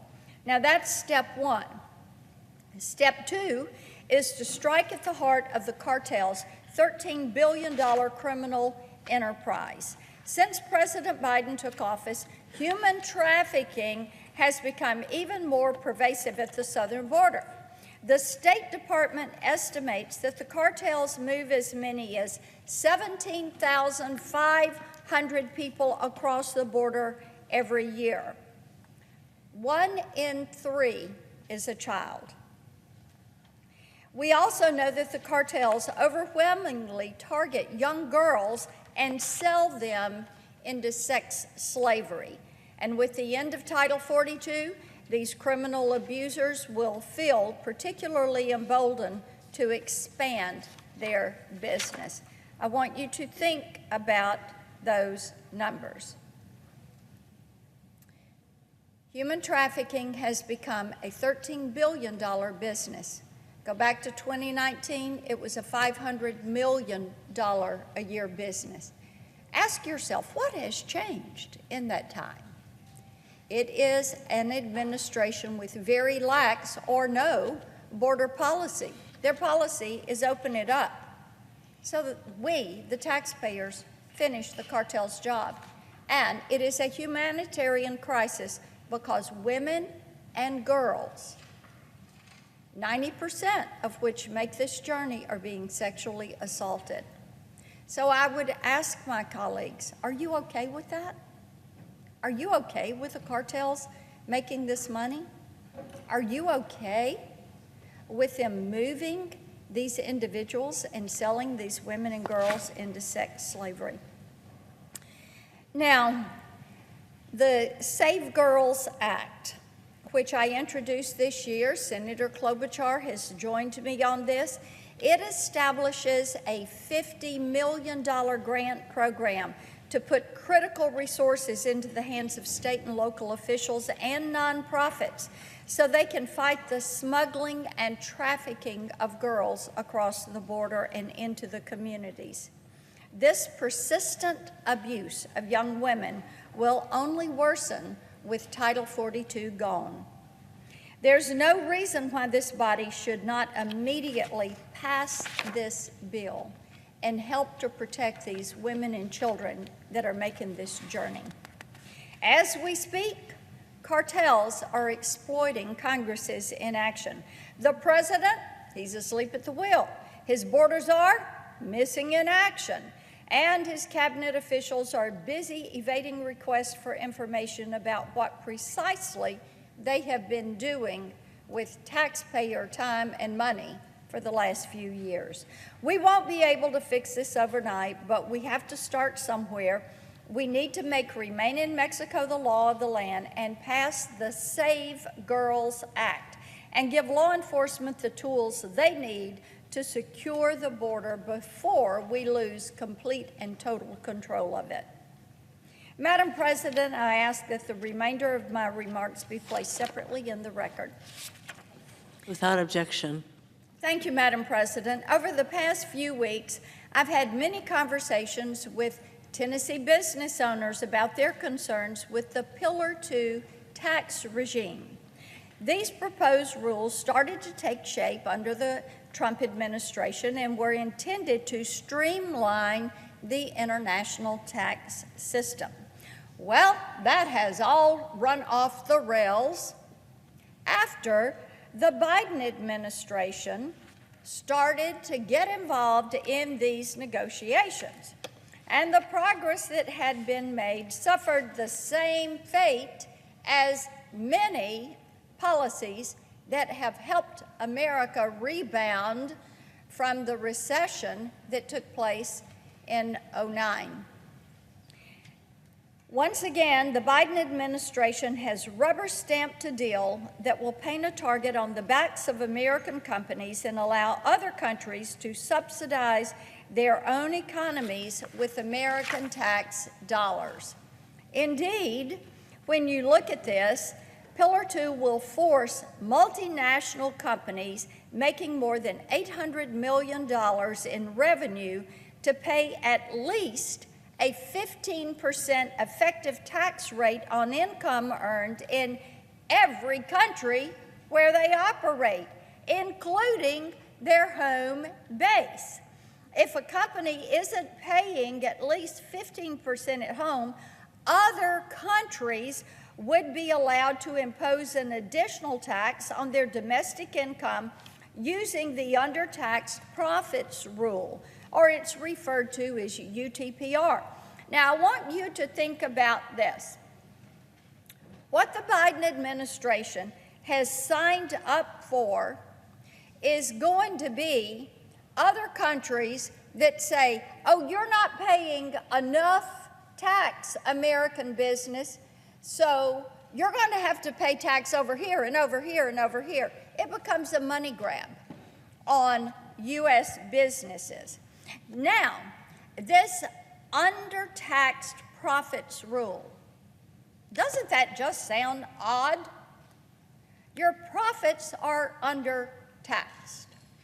Undertaxed. This was designed so they can enforce what is called the global minimum tax. And I'm sure that in the coming months, we'll hear more about this scheme and what it's actually going to do. But Tennesseans living and working in the real world have highlighted with me a couple of different problems that they see. First, this plan undermines multiple congressionally approved bipartisan tax treaties that were negotiated to help American companies be more competitive. If we allow this deal to go forward, we will hurt businesses and severely limit our own ability to respond to a recession or bolster our supply chains. So what they are doing, what the Biden administration is doing, is saying, all right, all of you companies and all these other countries out here, come on, this is your chance to tell U.S. companies how you think they ought to run their business, and they're going to have to pay you. Does that sound like something that is a pro-America economics policy? Of course not. Why would anybody at the Department of Commerce or anyone in this administration want to make life harder and more unfair for U.S. companies that are fighting supply chain issues, that are struggling every day to keep people employed and to raise their wages? You know, it's kind of like betting against yourself. But oh no, they do it. That's their plan. Second problem is even more egregious. By design, these new rules will force the U.S. into a one-size-fits-all tax regime we have repeatedly rejected, and it will make American companies the primary target of yet another punishing mandate. This country leads the world in job creation and growth, specifically because we embrace tax incentives and other pro-business policies. But Pillar 2 will penalize businesses for taking advantage of pro-growth incentives, and no one will fare worse than the United States. Here is the chart to make it easy for everyone to understand. And Madam President, I invite my colleagues to take a good look at this. This is what the global minimum tax scheme will do to U.S. companies. This is what Pillar 2 and the undertaxed profits rule will do to employers in your state, in everyone's state. This is what is going to happen. Take a look at this. Global minimum tax. 39.6% of that is coming from companies that are here. They're in every one of our states, every single one. 39.6% of this is coming from U.S. companies. Is that fair? Is that equal? Well, let's look at the numbers from the IMF. Let's look at what they're saying about that. Now, when you look at global GDP, the U.S. portion of that is 24%, which means that this rule would impose a massively disproportionate tax burden on American companies. Remember, we're at 39.6% for American companies. Well, the China slice is this little gray slice down here. It contributes 17.9% of the GDP, but they're only going to account for 7.6% of the income targeted by the UTPR. France, Germany, other major countries would also account for much less compared to their share of the GDP. This rule punishes growth and success, which is bad for investment. It is bad for people that depend on these countries. It is companies. It is bad for our citizens and their paycheck, and it is a way to redistribute the wealth of the United States to other countries by constructing this. I think this is a really bad deal. Now, it also benefits our adversaries. The Chinese Communist Party, they are jumping for joy over these things because Beijing added some language to Pillar 2 that exempts state-owned companies.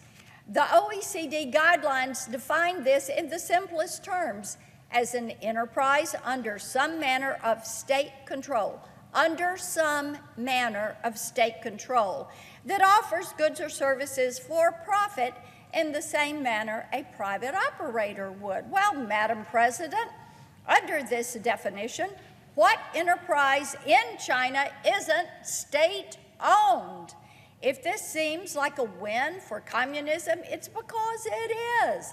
Under the proposed rule, the CCP, which has a stake in all these companies in China, that's how you do business, they would be able to subsidize their own economy with foreign tax dollars while avoiding the additional tax burden.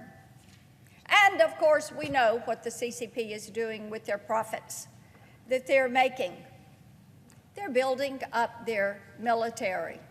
They're bullying Taiwan, Philippines, the island nations, putting 7% of their GDP in building up their military because they want to dominate us. Well, business owners in Tennessee have been keeping an eye on these rules, and I haven't found anybody that thinks this thing is a good idea. Red tape alone will dissuade businesses from investing here because the cost of compliance will not be worth the potential profit. This, of course, presents a problem because right now Tennessee is benefiting tremendously from direct foreign investment. You have, here's a great example, SK Innovations partnership with Ford Motor Company at the Blue Oval City plant in Haywood County. It's bringing thousands of jobs, millions of dollars of investment to West Tennessee.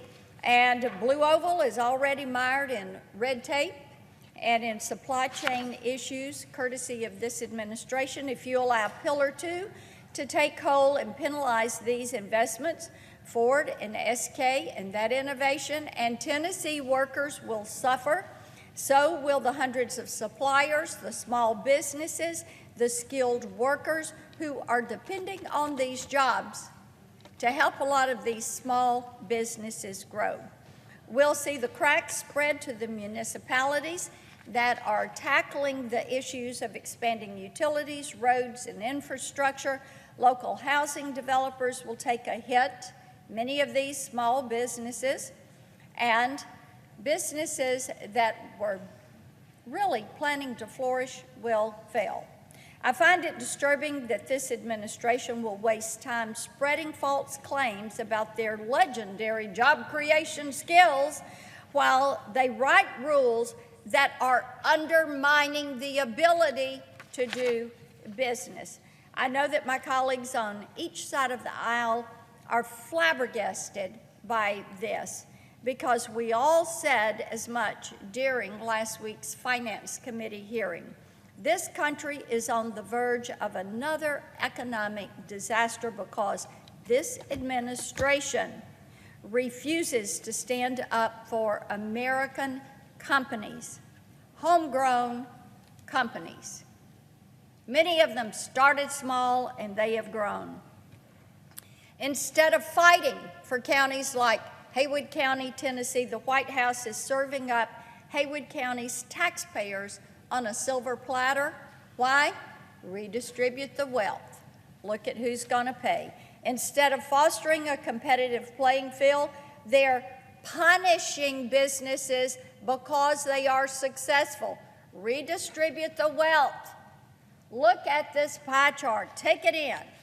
All this has done is show the American people that they are not the Biden administration's priorities. It is clear. Thank you, Madam President. I yield the floor.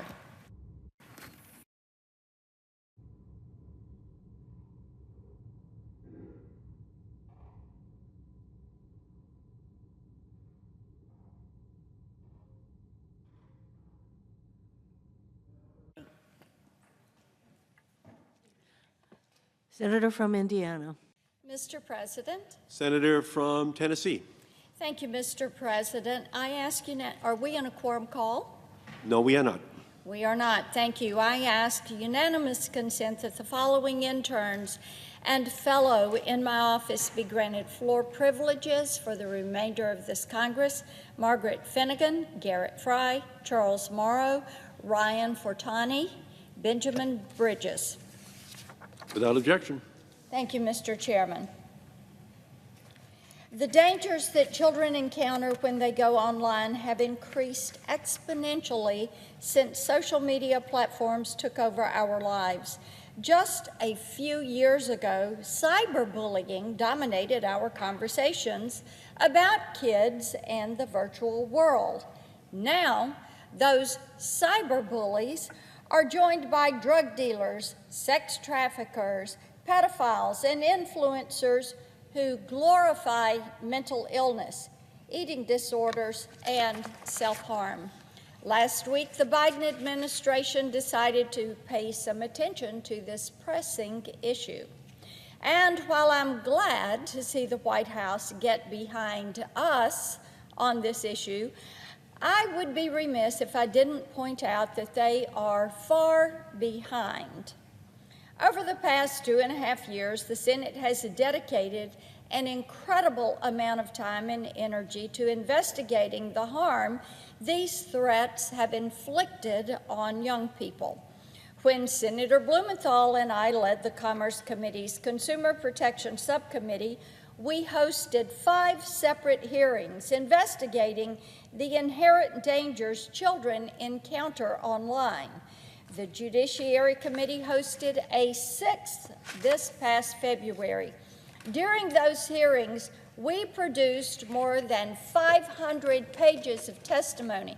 Mr. President, this is just the testimony from witnesses who have come before us in those hearings. Now, in addition to this testimony, we've collected hundreds more pages of evidence illustrating the devastating impact that big tech has had on the lives of children and teens. We also found proof that these online companies knew They had lost control of their platforms, and still, even knowing it, still, they made the affirmative choice to not protect their users.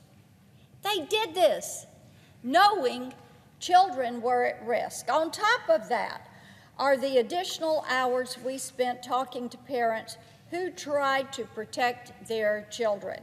We also independently confirmed just how easy it is for predators to target young people with dangerous content.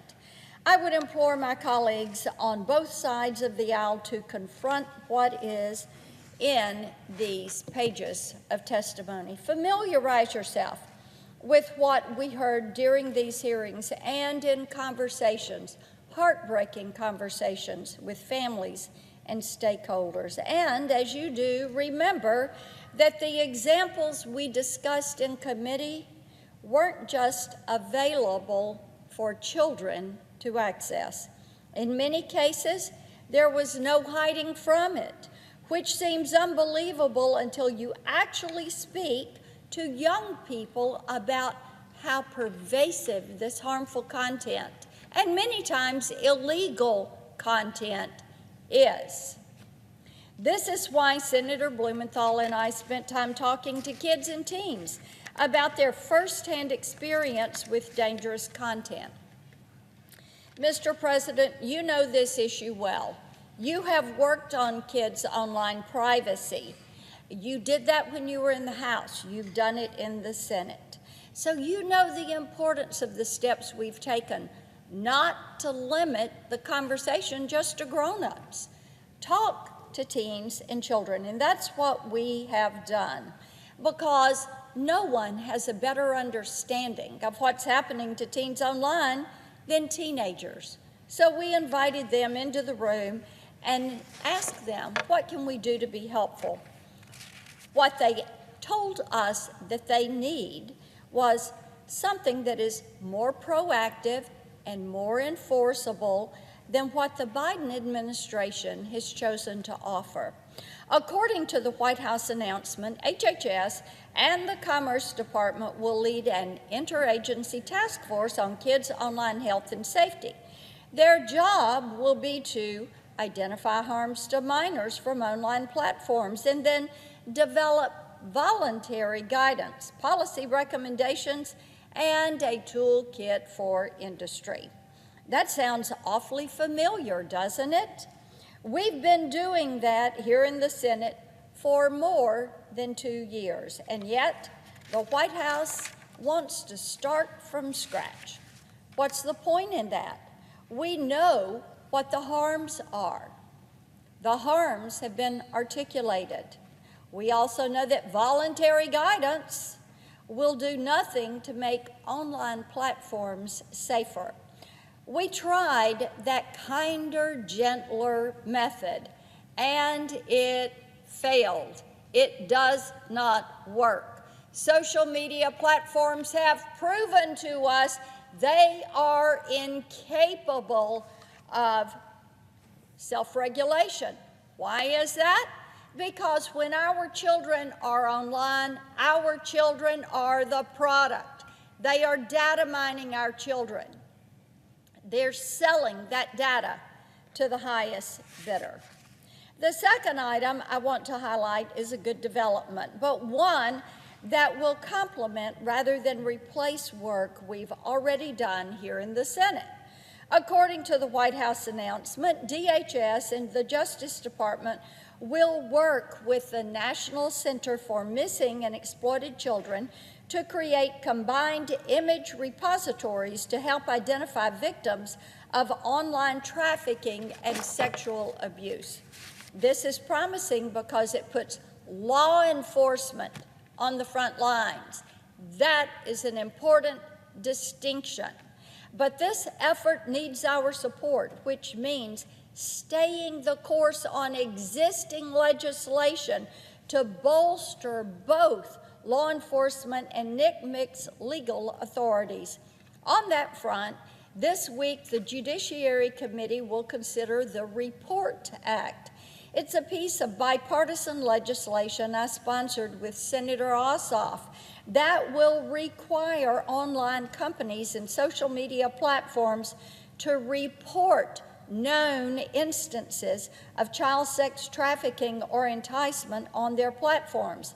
It will also substantially increase the fines imposed for failure to report this abuse to NCMEC.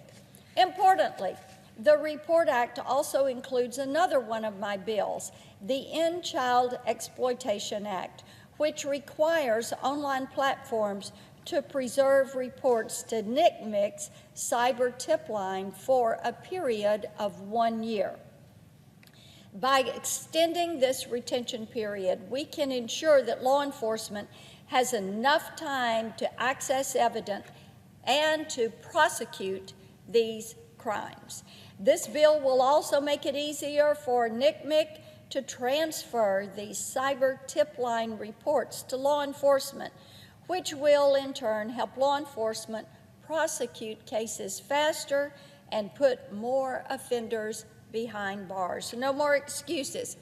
You know, it is so interesting. When I talked to Tennesseans, they thought this would already be the law, that these social media platforms would have to report these sex traffickers, these pedophiles, these drug dealers, these child sexual abuse images and things that were online. And they're surprised that they don't, and that they don't take them down. So, no more executives coming up here to the Hill to give us excuses for why they are not able to do this and complaining about how hard it is to tackle criminal perversion on their platforms. They need to get busy with this. The policies laid out in the Report Act are critical to helping Silicon Valley and law enforcement stop predators. Mr. President, as I said, they ought to be the first ones to stand up and say, we've got some bad actors over here. We're going to take them down. There should be bipartisan agreement on this. Everybody should say, let's do this, and let's do it now. I know I can't be the only person in this chamber wondering why these big tech companies haven't kept their own promises to make the online world safer for kids and for teens. The White House plan for voluntary guidelines and toolkits gives these companies far too much credit. As I said, they have proven to us they are incapable of self-governance. Why are they incapable? Because they need the eyeballs of our kids on their sites for longer stretches of time. That means the data is richer.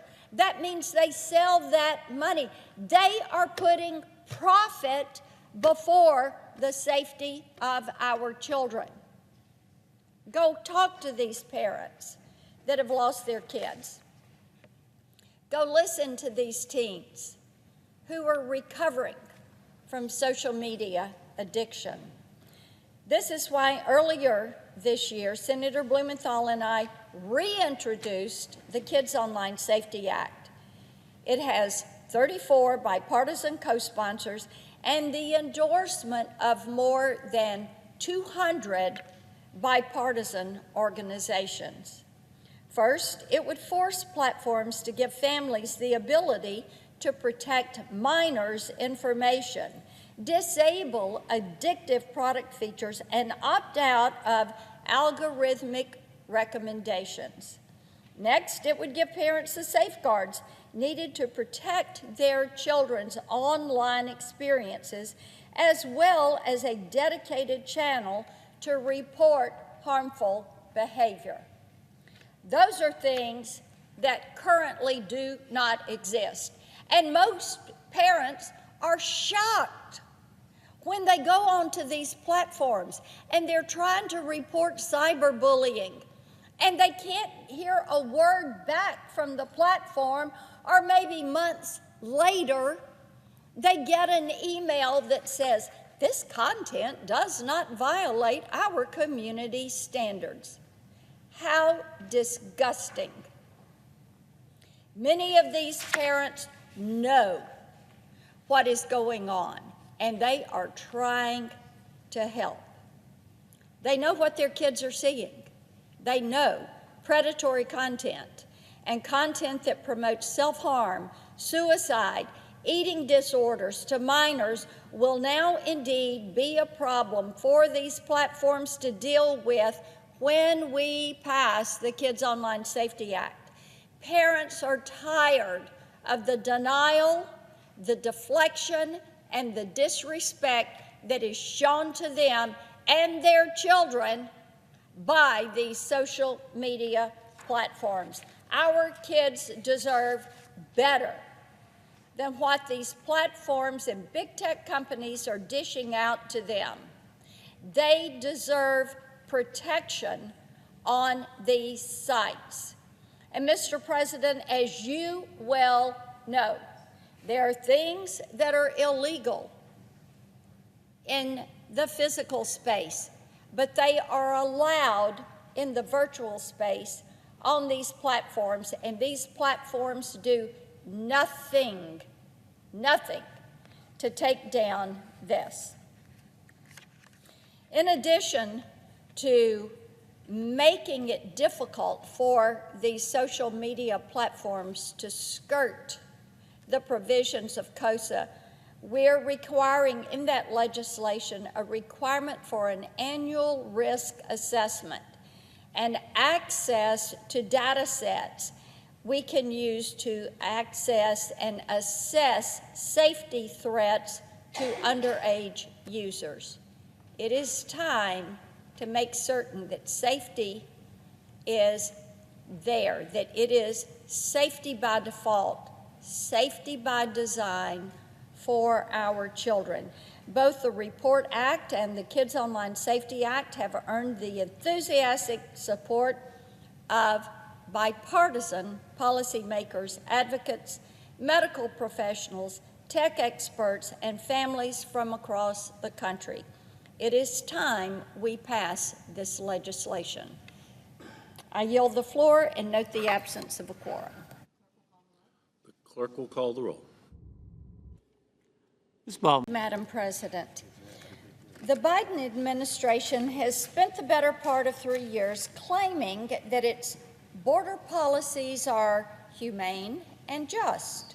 We know this isn't the case. Under Joe Biden, the Mexican cartels are acting with impunity because the president would rather cave to the desires of the far left than admit that a country without a border is indeed an open border because it has no borders at all.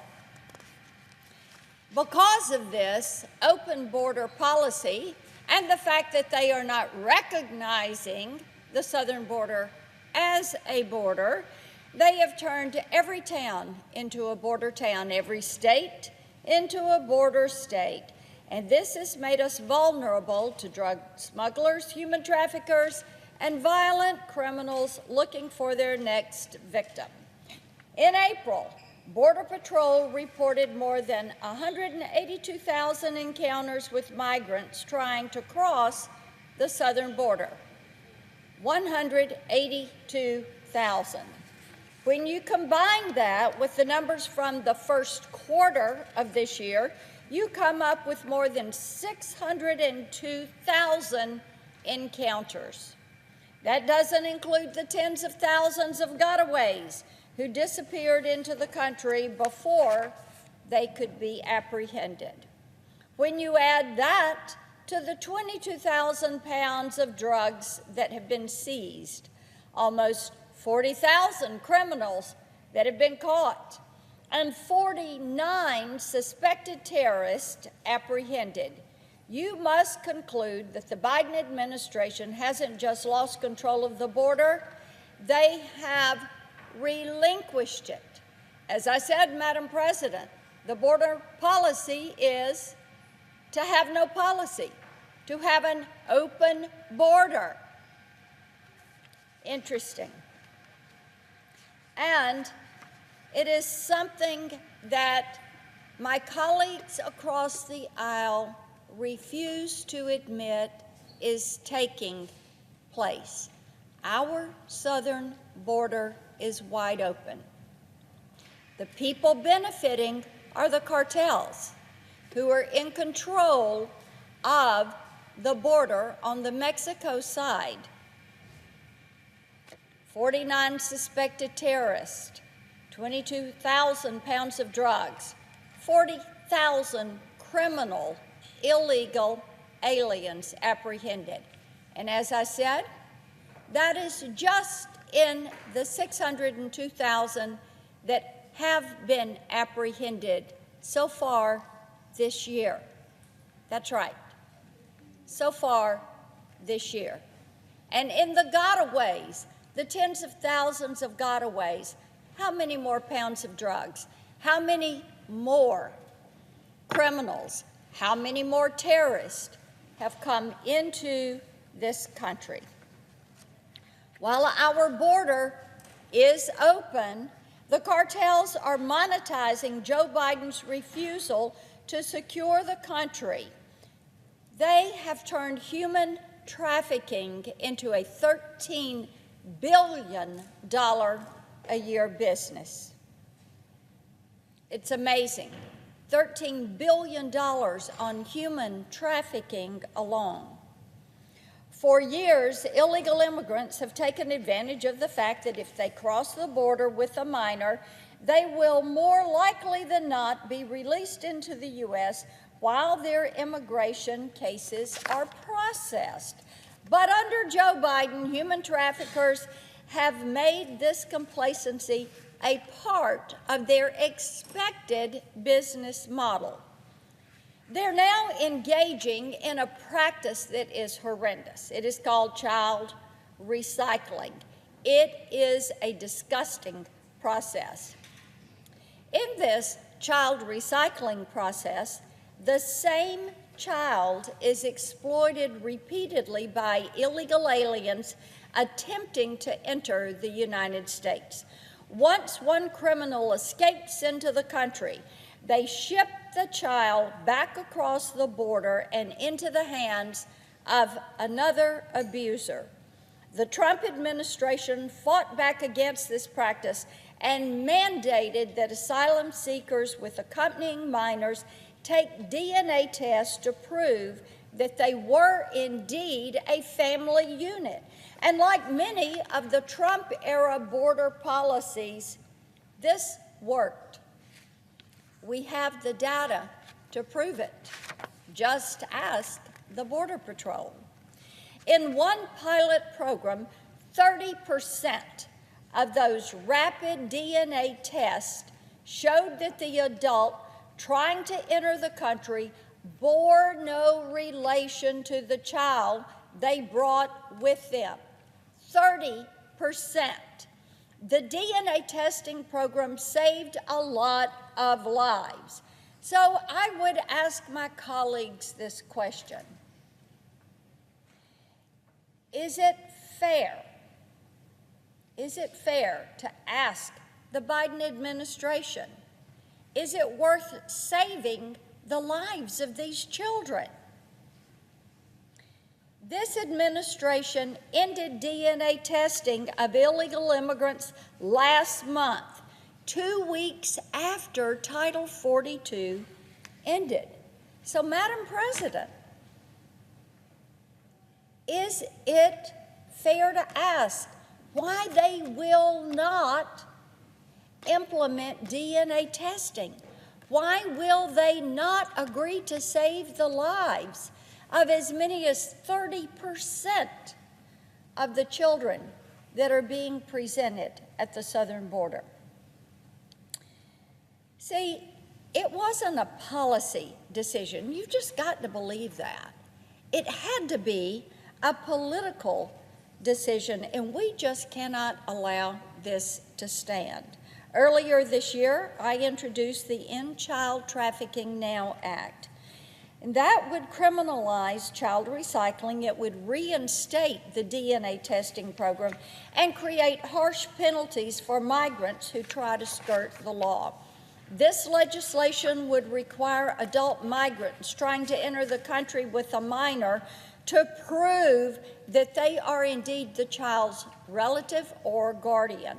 They will be able to do that by providing paperwork and sworn witness testimony, or by taking the DNA test. Now, if their paperwork doesn't check out, Madam President, and we know the cartels have started to forge documents and do fraudulent paperwork, we're aware of that. That's why if their paperwork doesn't pan out, the DNA test is mandatory. If the DNA test proves that migrant is lying, HHS would step in and process the child as an unaccompanied minor, and the trafficker would face a maximum 10-year prison sentence for falsely posing as a family. This legislation would also require DHS to deport illegal aliens who refuse to take the DNA test. This is a common sense bill that every senator in this chamber should get behind. I call on my Democratic colleagues to either join me in moving this important legislation forward or explain to the American people why they would stonewall a program, a test, and it only takes 45 minutes. Why would they stonewall this when it would keep children out of these human trafficking rings? This horrific practice will not stop unless we stop it. And if we don't catch it at the border, we need to catch it as these criminals move across the country. Child recycling is a problem, but I think we all know that not every child forced across our border is sent back home. Labor and sex trafficking within the United States is real, and it is happening in our communities. This horrible reality particularly affects girls and young women, which is why I introduced the Save Girls Act.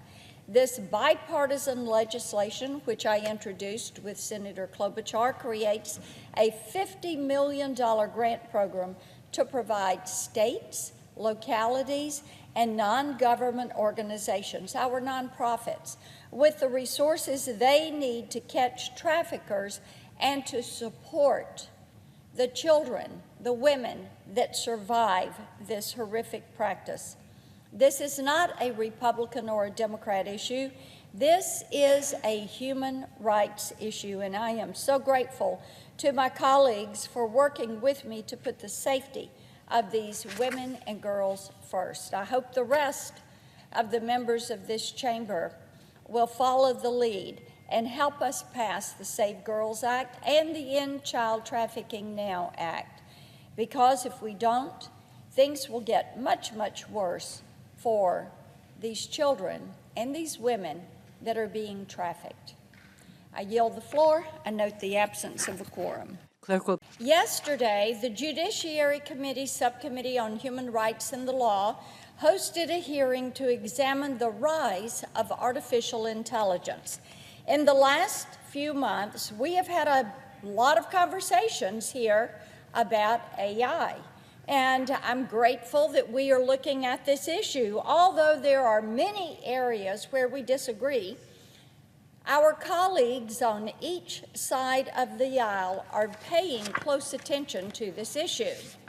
I would encourage my colleagues to review the high points of yesterday's hearing because it truly demonstrated the scope of the challenge that we find ourselves facing.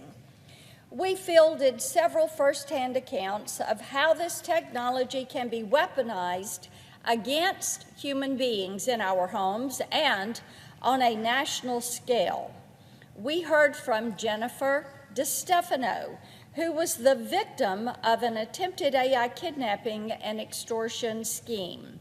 Scam artists used AI to clone her 15-year-old daughter Bree's voice, and then use this manufactured recording to try and extort $1 million in ransom. Fortunately, Jennifer was able to confirm that Bree was safe. But you can see how criminals could, and indeed will, and certainly are, beginning to leverage this technology against other families. We also heard from Jeffrey Kane, an investigative journalist who has witnessed how destructive AI can be in the hands of oppressive governments. He has reported extensively on how the Chinese Communist Party is using AI to enhance their brutal surveillance state. According to one account, the CCP has used facial recognition to track the movements of Chinese citizens. They have even used it to track their citizens as young as 9 days old. This is how the Chinese Communist Party is using this technology. One of the things that we have learned is that China and the CCP are trying to control the market for artificial intelligence, just the same that we have learned they are doing for 5G, for quantum computing, and for other groundbreaking technologies. They said as much back in 2017 when they released their National AI Development Plan. Their goal is to be the dominant force in artificial intelligence by the time we reach 2030. But whether we're talking about the threat from scam artists or hostile foreign powers, it's time to prove that the United States Senate understands why we must lead in setting the standards for and developing artificial intelligence, rather than ceding this authority and this place to Xi Jinping and the Chinese Communist Party. That means continuing the work that we started in yesterday's hearing. And Madam President, it is so important to note this was a bipartisan hearing. Chairman Ossoff did a great job in leading this discussion. We had great participation in this hearing, and we have to continue to look at the uses of artificial intelligence. There are some for good, there are some for evil, which is what we heard so much about yesterday and how it impacts human rights. As we think about deploying AI on a broad scale, we need to focus on preserving the freedoms and the democratic values that we hold dear here in our country. It also means finally enacting a national data privacy standard to govern the collection and the sharing of our personal information. One of our witnesses, Alexandra Givens, mentioned that this needed to be done as a fundamental, foundational element before we begin to look at guardrails for AI, giving individuals the ability to protect their virtual you, themselves and their information in the virtual space. This is something that as policymakers, we need to make sure that our existing laws can adapt to meet the challenge that is before us as we look at artificial intelligence. I yield the floor. I note the absence of a quorum. Unanimous consent that the following interns in my office be granted floor privileges until the end of the Congress: Neil Palumbo, Reagan Philback, John Orantes. Without objection. Thank you, Mr. President. For almost 3 years now, the American people have watched the Biden administration and their Democratic allies in Congress burn through trillions of dollars of their hard-earned money. Early on in the administration, when one of their radical proposals made its way to the Senate floor, I would hear from Tennesseans wanting to know who the Democrats expected to actually pay the bill for these programs. But as time has gone by, the Democrats confirmed, as they have every time they've been in power, that their plan was to keep squeezing taxpayers for as much money as possible for as long as possible. Indeed, the federal government has a ceaseless, non-ending appetite for taxpayers' money. I don't think I have to tell you how discouraging this is for Tennesseans. It is confirmation that their president knows what is happening to them, but he just does not care. They're in pursuit of a goal.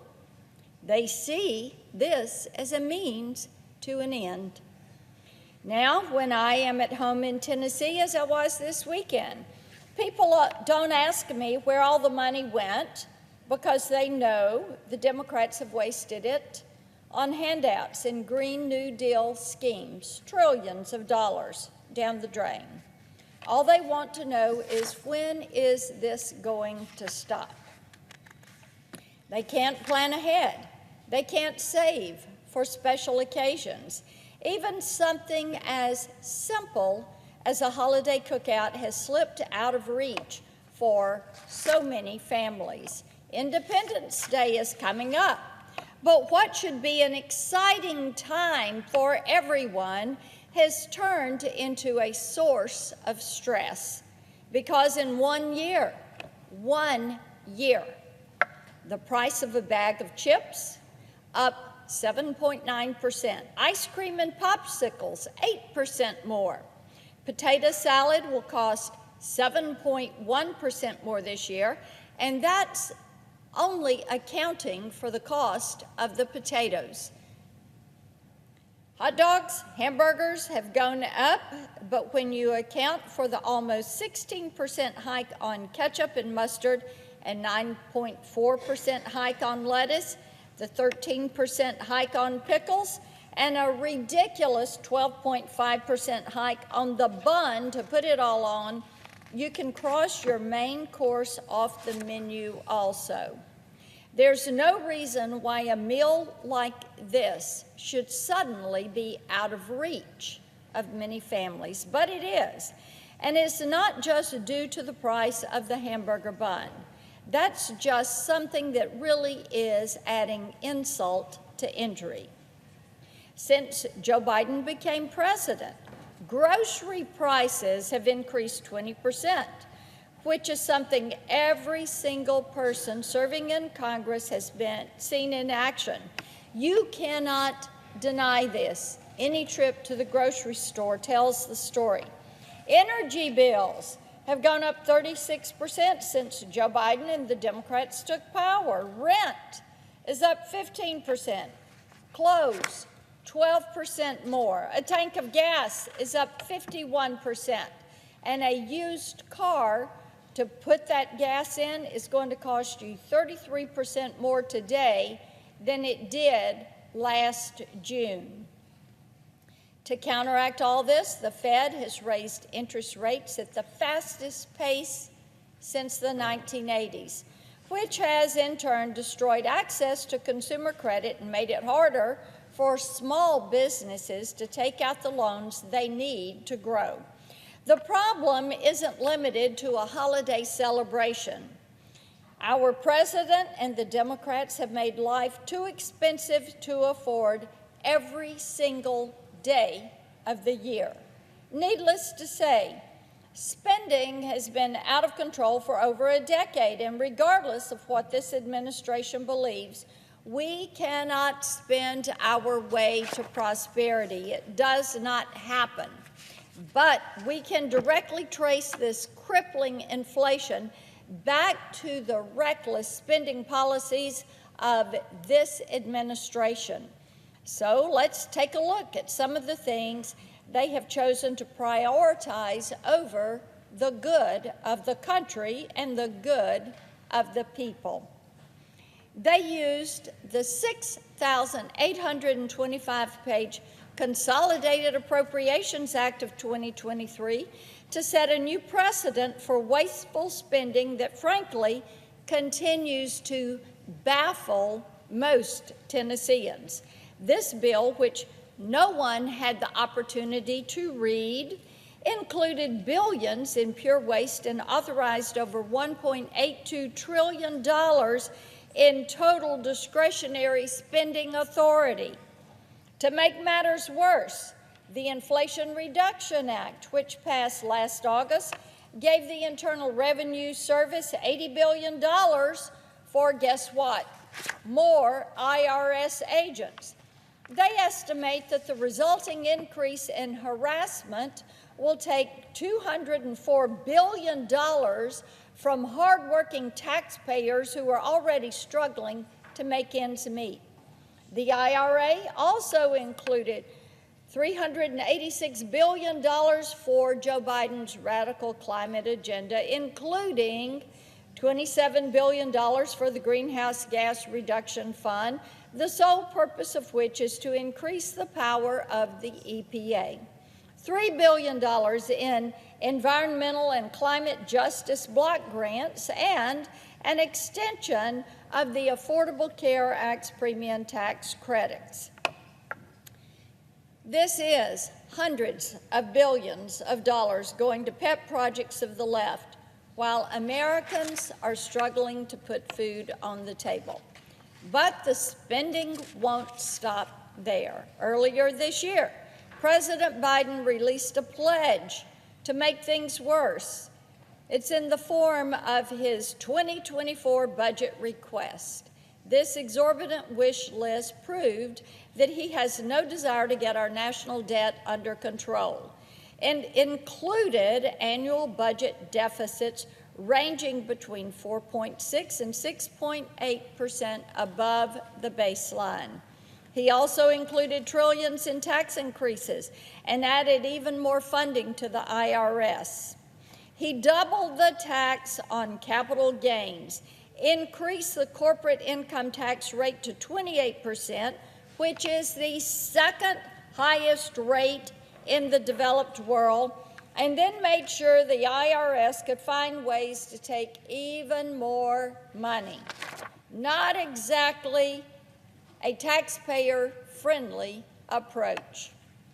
This path is not sustainable and will only lead to our children and grandchildren bearing the full brunt of our massive national debt burden. In my opinion, this is immoral.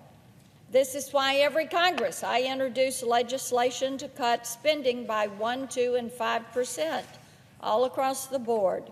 These small changes would make a big difference and help us return to a path of fiscal stability and fiscal sanity. The Consumer Price Index rose 4% in May. Incredibly enough, the Biden administration celebrated this as a win, which leads me to believe they're still counting on the American people somehow ignoring what a mess they've made and continuing to fork over the money. Let's be clear. 4% inflation is still double the target rate. This is not a win. It is not normal. The day Joe Biden came into office, inflation was at 1.4%. Now, what this does do, it does guarantee that Tennesseans will face yet another month of groceries that are too expensive to afford and unsustainable spending on programs they did not vote for and that they do not want. If we were to pass a 1% across the board cut to federal spending, then there's a chance we can reverse this trend and ease the impossible burden that the Biden administration has placed on the American people. But if we continue to ignore the problem and spend even more money, that will lead us even further down the path to economic collapse. I yield the floor and note the absence of a quorum. The clerk will Madam President, Senator from Tennessee. I ask unanimous consent the following senators be allowed to speak prior to the scheduled roll call vote. Myself for up to 20 minutes, Senator Carper for up to 5 minutes, Senator Bozeman for up to 30 seconds, Leader Schumer for as much time as he may consume. Without objection. Thank you, Madam President. Back in May, I was in Shelby County to visit with 100 members of the Tennessee National Guard. They were heading off on yet another deployment to the southern border. These are some of the bravest and most capable people that you will ever meet. Tennesseans depend on them to keep us safe during natural disasters, to rescue lost hikers in the Great Smoky Mountain National Park, and to defend the country from our adversaries overseas. Yet there they were on their way to what many would call a war zone in their own country to do the job that Joe Biden refuses to do. They shouldn't have had to go, but they went because they knew that no matter who was to blame for all this chaos, our Border Patrol agents and local law enforcement needed help controlling it. When I think back on my conversations with those service members, I can't help but notice the stark contrast between their focus on service and sacrifice and the Biden administration's lack of regard for the welfare of this country. Over the past several years, the relationship between the American people and their government has changed, but not for the better. At the beginning of Biden's term, they were just baffled by what they were seeing. All they could do was shake their heads in disbelief. But as the months wore on, that disbelief gave way to genuine fear that this president was digging a hole that they wouldn't be able to claw their way out of, no matter how hard they worked. As it turns out, those fears were well-founded, and now, 3 years into this administration, that fear has given way to outrage because this president has made it abundantly clear that when it comes to pursuing his radical agenda, he simply doesn't care who it hurts. The president may be happy to ignore the mess he's made, but Tennesseans don't have that luxury. If they ignore the problems they see, they suffer real consequences. If local law enforcement officers just ignored the drugs flooding their communities, even more people would die from fentanyl overdoses and drug-related crime. Every year, I meet with local leaders in each of our state's 95 counties, and the conversation turns to the border crisis every single time. It's an unmitigated disaster, and they just don't understand why the president refuses to do something about it. If you talk to law enforcement in East Tennessee, they'll tell you that they're recording record levels of drug seizures. What they once would apprehend in ounces, they now measure in pounds. Chief Jason Owens at the Border Patrol gave a weekend review from June 22nd through 29th. Here is some of what they apprehended. They know they had 28,339 apprehensions. They also had an additional 6,100 getaways. They apprehended 116 pounds of marijuana, 50 pounds of fentanyl, 2,056 pounds of cocaine. Where does much of the drugs that are coming across with those gotaways end up? It ends up in our communities. A judge in Ray County told me that 80% of the crime he sees is drug-related. If they could get a handle on the drugs, they could take care of much of the court cases and the prison population. But they can't get a handle on it because the local dealers are not the root of the problem. For every drug smuggler the Border Patrol manages to catch and every pound of drugs that they apprehend, you have that handful of gotaways who escape into the country with drugs and contraband. In Overton County, they said they haven't busted a local meth lab in 5 years. And here is why. The drug dealers have outsourced their entire supply to the cartels because it's easier and cheaper to smuggle it in than it is to make it themselves. The police can trace that supply chain down I-75 to Atlanta and then right across the border into Mexico. And now, when they respond to an overdose death, local officials have to implement fentanyl protocols because they know it's the likely culprit. The cartels add to the drugs to make them that much more addictive. Everything is laced with fentanyl. It's also very lethal in small amounts. In Marion County, they're spending an astronomical amount of money on autopsies because of this. As of May, they had spent $80,000, and almost all those deaths, fentanyl related. These local officials are desperate for help. They know that this is this administration's fault because the situation escalated when the Biden administration moved into the White House.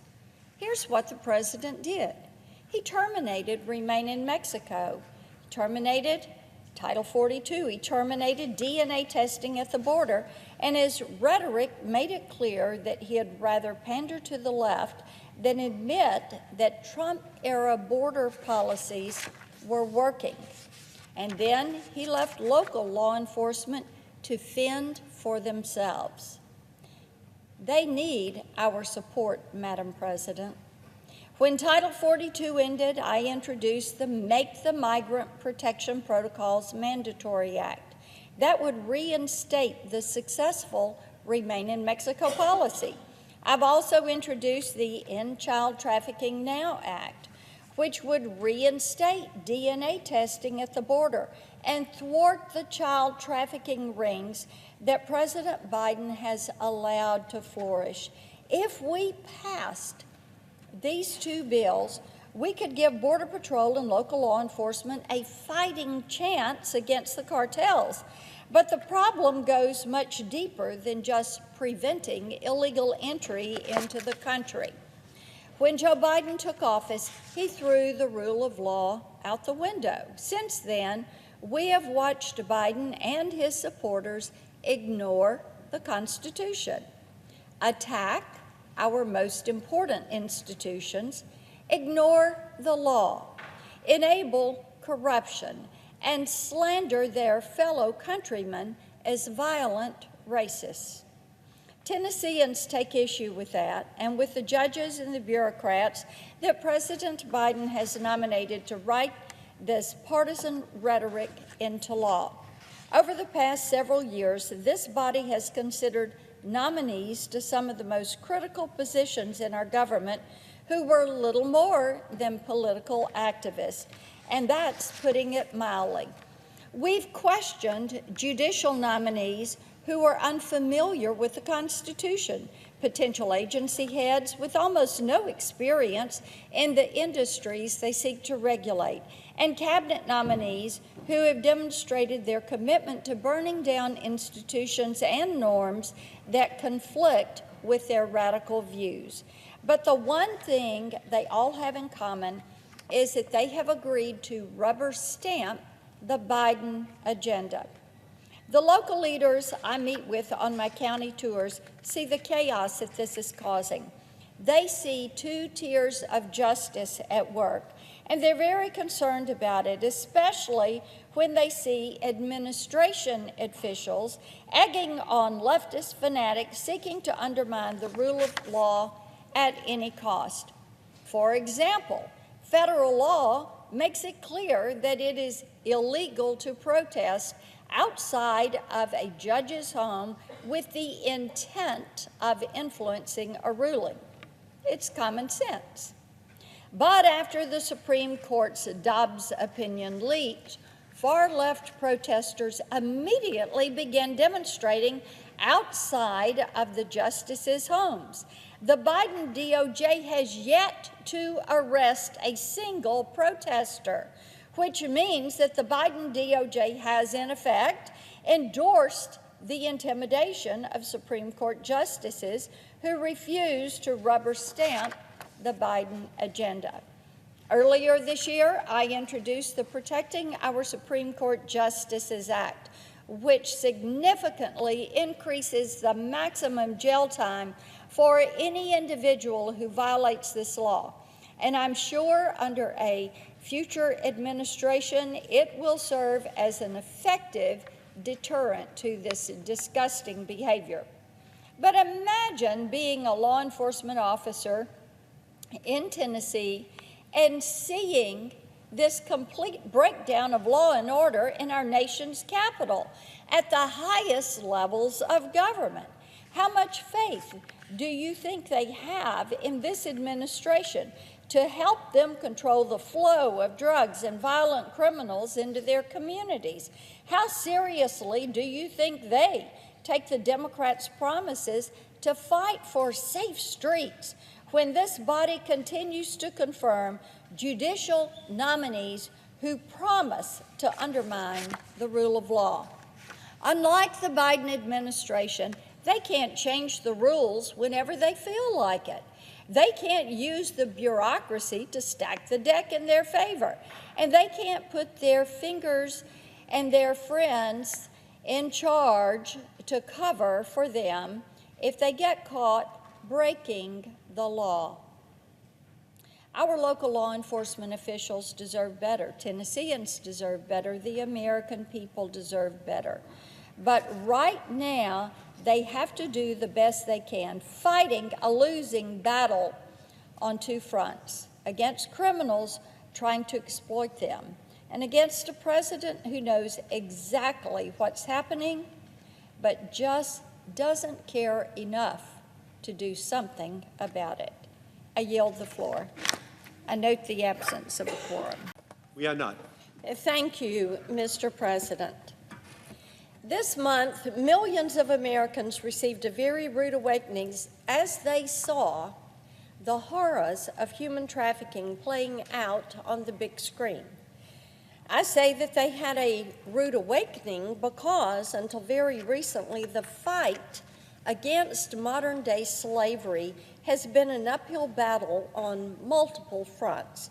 Transnational criminal organizations have turned the buying and selling of human beings into a $150 billion a year enterprise.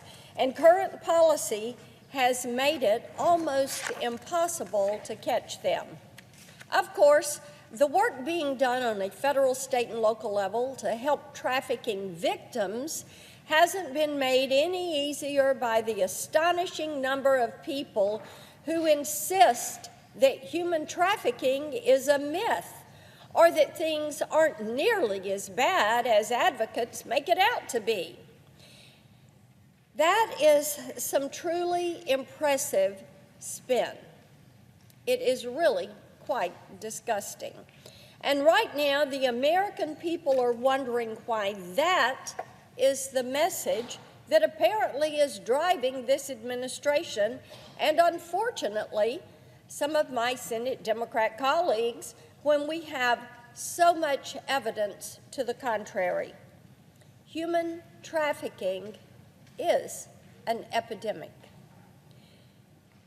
Tennesseans have asked me, and they want to know, how could this happen in this country? How could this human trafficking issue have gotten to be so bad, and what are we going to do to stop it? I will tell you, the data does not lie. In the interest of setting the record straight, I want to start by offering to my colleagues a few statistics showing us just how bad things have gotten for the victims of human trafficking. That $150 billion per year figure that I mentioned a few moments ago doesn't come from me.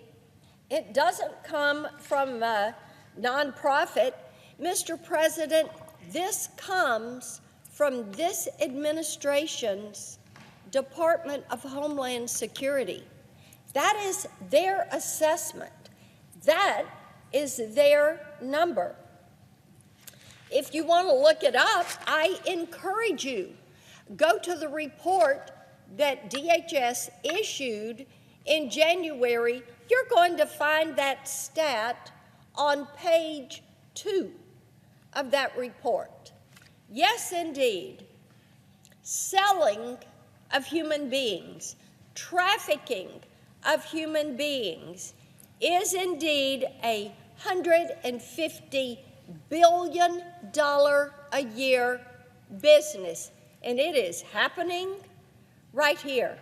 Every community, every state, all across this country. Should we accept that? Absolutely not. Here's another one for you. DHS also estimates that there are, get this number, 30 million victims of sex trafficking and forced labor around the world. The Tennessee Bureau of Investigation estimates that on average in the United States, a child is bought or sold for sex every 2 minutes. Think about that. Every 2 minutes, a child is bought or sold for sex every 2 minutes. This is what is going on. This is what is happening right here.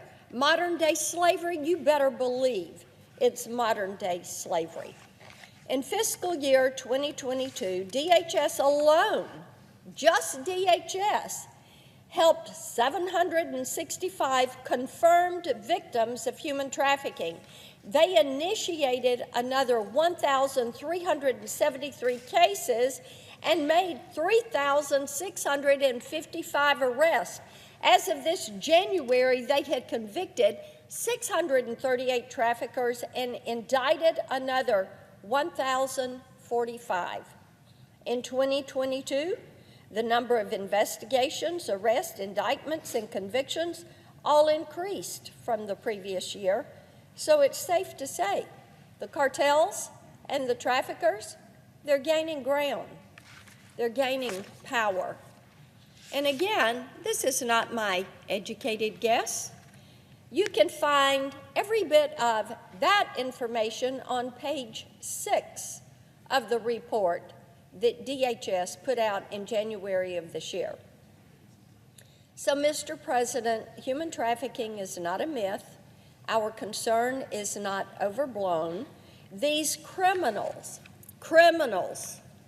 violent, vicious criminals, are hiding in plain view in your cities, in your communities, in your states. They are selling human beings. They're setting a price. It is disgusting. In 2021, the National Human Trafficking Hotline received 525 reports from Good Samaritans in Tennessee concerned about potential human trafficking. That year, advocates identified 152 confirmed cases involving 217 victims. That's 217 people identified by one organization in one state. Think about that one. And that stat is 2 years old. Human trafficking has grown from a $500 million a year business about 4 years ago to a $150 billion a year business. And Tennessee's not the only one. 217 victims in Tennessee. Mr. President, Massachusetts had 143 victims Michigan identified 429 victims. California, 2,122 victims. Georgia, 1,065 victims. You know, the list goes on and on. Texas, 1,702 victims. It's all there in the DHS report. If you drill down to the local level, you're going to see it gets even worse. Because this is where the survivors come for help. The Community Coalition Against Human Trafficking, which serves survivors in the Knoxville, Tennessee area, handled 408 referrals in 2022. The situation was dire, or so they thought. And yes, indeed it is. But guess what, Mr. President? This year, it is worse. I know that other organizations around our state, in Jackson and Franklin, Chattanooga, Nashville, Memphis, Powell, Dayton, and Cleveland, they're all telling me the same story. I don't know how any serious person could look at these numbers and claim that the horror stories these advocates have heard are part of some elaborate conspiracy theory, to say that human trafficking is not happening, to say that, well, it's a falsehood meant to distract from the root causes of human trafficking. No, it is happening. The stats show it. Now, we do know for a fact that our wide open southern border is enabling this disgusting practice. Many of the people who fall into the hands of the cartel smugglers are trafficked by their captors. Yes, indeed. Many are women. Many are children. They are physically, mentally, emotionally, and sexually abused as they make their journey to that southern border. But don't take my word for it. Ask the Department of Homeland Security. Now, they know it's an issue, so they've allocated more than $60 million to the Counter-Human Smuggler campaign and sent more than 1,300 personnel to the southern border and into Latin America to try and stop it. DHS has identified a problem at the border. So why can't Congress put politics aside and do the same thing and admit that these children, these women need our attention and our help? This is a humanitarian crisis. This year, I've introduced 2 bills that would throw a wrench in the operations of these trafficking rings and help the local border patrol and local law enforcement regain some ground in this fight that they seem to be losing. The Save Girls Act would establish a $50 million grant program for states, localities, NGOs that work to prevent the smuggling and trafficking of young women and girls. We know that most of the innocent people who end up in the hands of sex traffickers are indeed young women and girls. And even if they do manage to escape, we see many of these women fall victim to domestic violence and to drug abuse. They are trapped in a system. If the federal government is not going to secure that border and stop this, it ends up with local entities. That is why the Save Girls Act would put resources into the hands of these local law enforcement agencies and NGOs who are trying to rescue and save these women and girls from this. Heightened border security is a necessity, but it won't save the women who've already been forced into servitude. And as I said, many of them are in your communities. They're hiding in plain sight. Having those funds locally will help to save them. But there are also things we can do directly at the border to pull young women out of the hands of traffickers before they disappear into the country. Last month, I reintroduced my End Child Trafficking Now Act, which would crack down on the practice of child recycling, which is horrendous, absolutely disgusting. It would mandate DNA testing for migrants coming across the border with children. My bill would require up to a 10-year prison sentence for any person who lies about their familial relationship with a minor. If this sounds familiar, it's because it's an old policy that was very successful in the previous administration, because the data that was collected from that one pilot program, what we learned from that was that 30% of the children presenting at that southern border, 30% have no relation at all whatsoever to the adult that is bringing them to that border. These children are enslaved.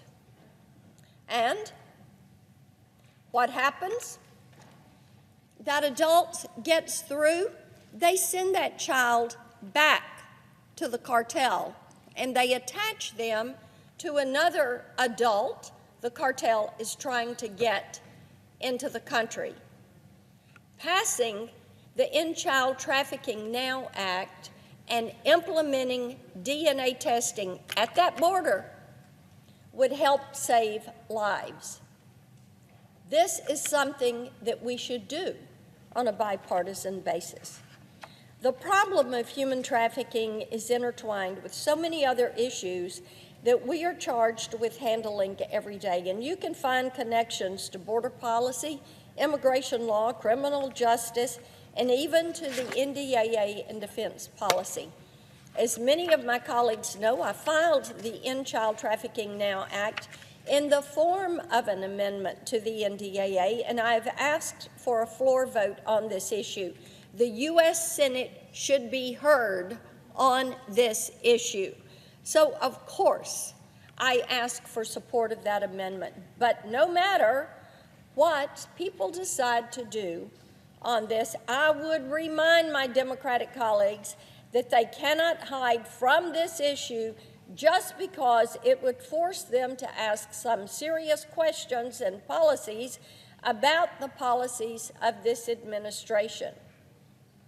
The American people are figuring this out. Every 2 seconds, a child is trafficked and sold for sex. Every 2 minutes, they are trafficked. They are sold for sex. What they've seen this month has driven them to start asking questions. And I'm so glad so many Tennesseans have paid attention to the media around this issue. The Nashville Anti-Human Trafficking Coalition normally welcomes about 3 new volunteers every week. Now, on average, 38 new volunteers per week are reaching out and saying, "Tell me what I can do to help rid our community, our state, our nation of this problem." I hope other organizations across the state and the country are seeing the same wave of support. Advocates who work with victims of sex and labor trafficking refer to this as modern-day slavery, and if you look at the pictures, if you listen to these survivors that have been rescued, tell their stories about their experience, you would see why. They've been raped, abused, stripped of their dignity. They live in fear, and many of them have been in bondage so long that they have lost their sense of self. These people deserve better from us and from this administration and our president. At the very least, they deserve a government that recognizes that indeed their lives are worth saving. I yield the floor. Senator from Pennsylvania. Thank you, Mr. President. Tennessee. Thank you, Mr. President. Over the last few years, we have all witnessed a devastating rise in fentanyl overdoses. And while I've been around Tennessee this month and visiting with so many citizens and local elected officials, I have heard a lot about this and about how Tennessee has really not escaped this threat. And in 2021, the latest year for which we have stats, there were over 4,000 Tennesseans that lost their lives to fentanyl overdoses. And equally as concerning is the amount of fentanyl that local law enforcement is finding. And this is something that they see coming up in routine investigations.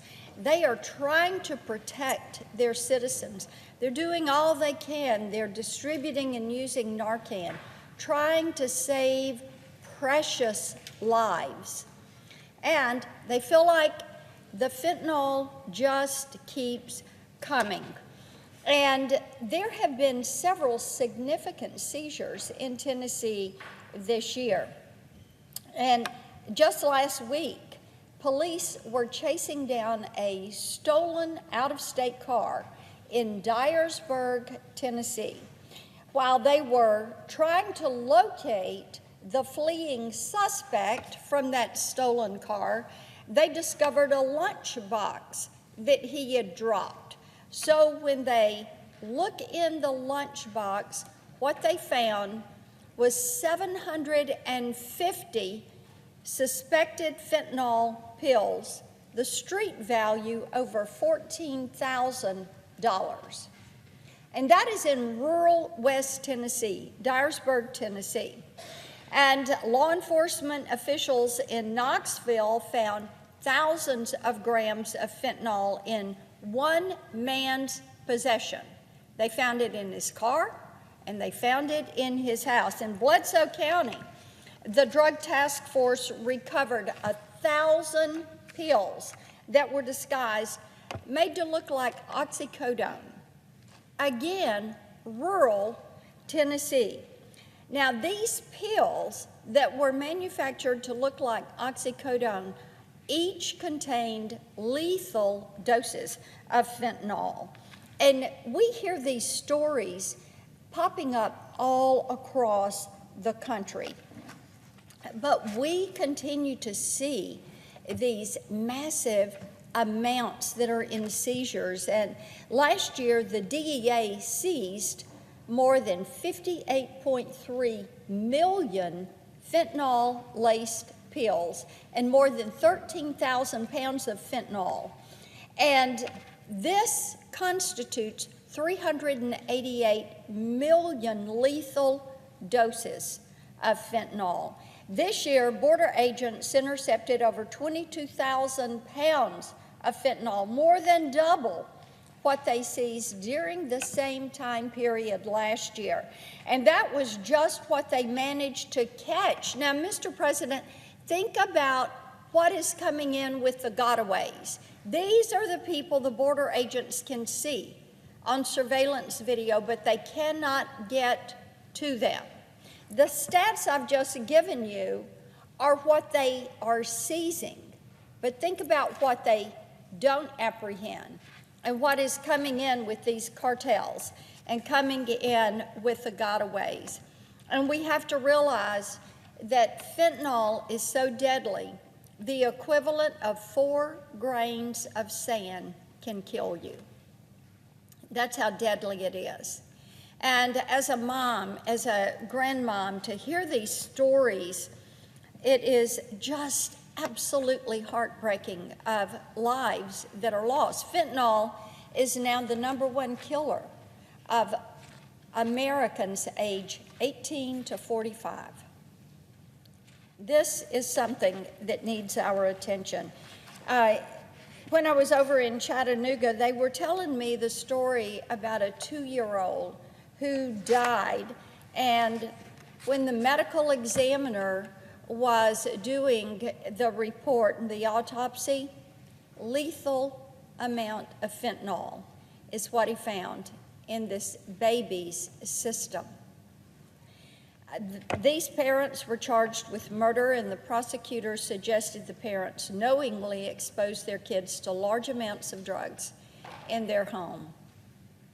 A 2-year-old. In August, I had the opportunity to meet with local leaders in Fayette County, and they told me another heartbreaking story of a mother and her 4-month-old child. This is another rural Tennessee county, and when they did the test, the mother and the baby tested positive for fentanyl. At the Fayette County Roundtable, I also learned about new measures that the school superintendent and the sheriff's department have implemented following the tragic death of 2 teenage girls. They were aged 16 and 17, and they were found dead in the school parking lot in Somerville after overdosing from a drug combination believed to include fentanyl. Now, there was a 3rd teenager involved in this incident. That teen survived. She was found unconscious, and law enforcement charged her with both 2nd-degree murder and possession of a controlled substance. So we see what is happening. We know how this is coming across that border, and people are saying we've got to do something about this. Now, in Tennessee, local law enforcement agencies, local elected officials are stepping up. And Fayette County, that I just mentioned, Mayor Skip Taylor is starting a new program, Drug-Free Fayette. And he has based this on a successful model that another county mayor, Mayor Huffman over in Tipton County, has started. Because they've decided if that border is going to be left wide open, and this is coming in here, steps have to be taken to protect their citizens. Now, what they are doing is establishing programs that are going into the schools, going into elementary school grades, high school, middle school, and educating about the dangers of drugs like fentanyl and like xylazine. And a good example of this was when the new school semester began last year. Sheriff Bobby Riles, the Fayette County Sheriff Department, and the Somerville Police Department worked with the Fayette County schools, and what they did was to implement a new DARE program so that you've got somebody there in those schools with those kids, establishing that relationship, helping to educate them, and pushing back on what these kids are seeing on social media, what they are hearing from gangs and different individuals trying to tempt them. Now, local law enforcement officers are receiving training that is necessary to work with kids and teens in the schools. They are pushing forward with that to get their officers trained. And the officers I heard from report that kids are beginning to bring some drugs to school from the community and from their home. This is why the training's important. This is why these programs, like they're implementing in Fayette and Tipton County, are so important. Educate the kids, make certain the community is aware, make certain the officers have the education that is necessary so that we are all doing everything we can to save these lives. Now, we all know, we've talked a good bit about these cartels over the last several months, and it was so interesting to me as I was across the state to hear local law enforcement talk about the cartels and how active they are in our state. It's why every state's a border state, every town's a border town now, Mr. President. And what we see happening is that the cartels have linked up with some of the scientists in the labs in China where they create these precursor chemicals. Then they're sending it into Mexico. The cartels have labs, and this is where you're getting the fentanyl-laced gummies. You're getting the pills that are pressed to look like oxycodone. All the manufacturing is there. I had one sheriff tell me he just assumed everything was laced with fentanyl, because he said, you'll get marijuana, you'll get gummies, you'll get pills, you'll get all these different things, but what they really are is laced with fentanyl. All of this is ending up in our backyard, but it's also ending up on social media.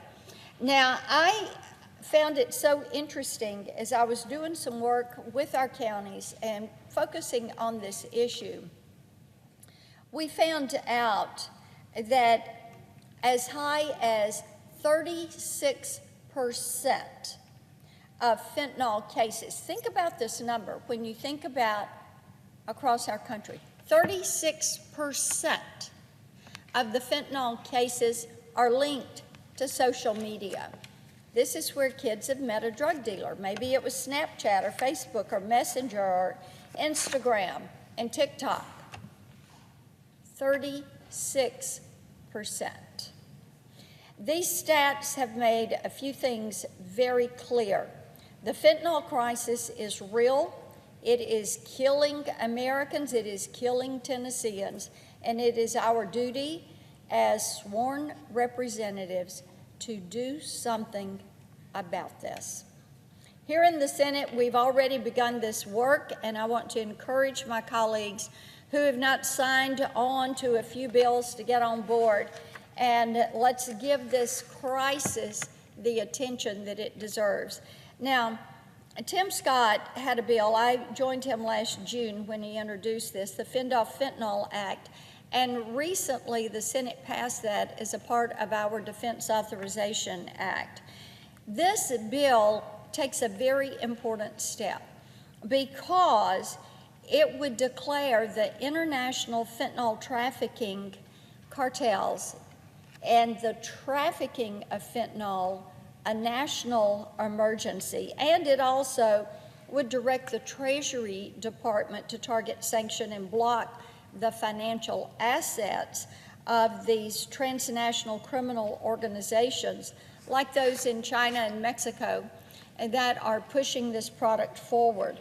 I also joined Senator Rubio in introducing the Felony Murder for Deadly Fentanyl Distribution Act, which would add the distribution of fentanyl resulting in death to the list of crimes that are eligible to be charged as felony murder. But given the significant role that illegal immigration has played in the fentanyl epidemic, it's clear that we also need to go right to the source. The Fentanyl Public Health Emergency and Overdose Prevention Act, a good bill that is just plain common sense. It gives the Department of Homeland Security authorities similar to that under Title 42 to expedite the removal of illegal immigrants in response to the public health emergency that fentanyl poses to our country. If you're going to carry this, distribute it, push it, then you are not going to come in this country. Now, all of these are pieces of legislation that make a difference. What we see happening in counties in Tennessee where local law enforcement, local elected officials, local school superintendents and directors of schools are coming together and saying, we've got to get to work on this issue. They are all steps. What we have to do is have this administration, the Biden administration, stop burying their head in the sand on this issue.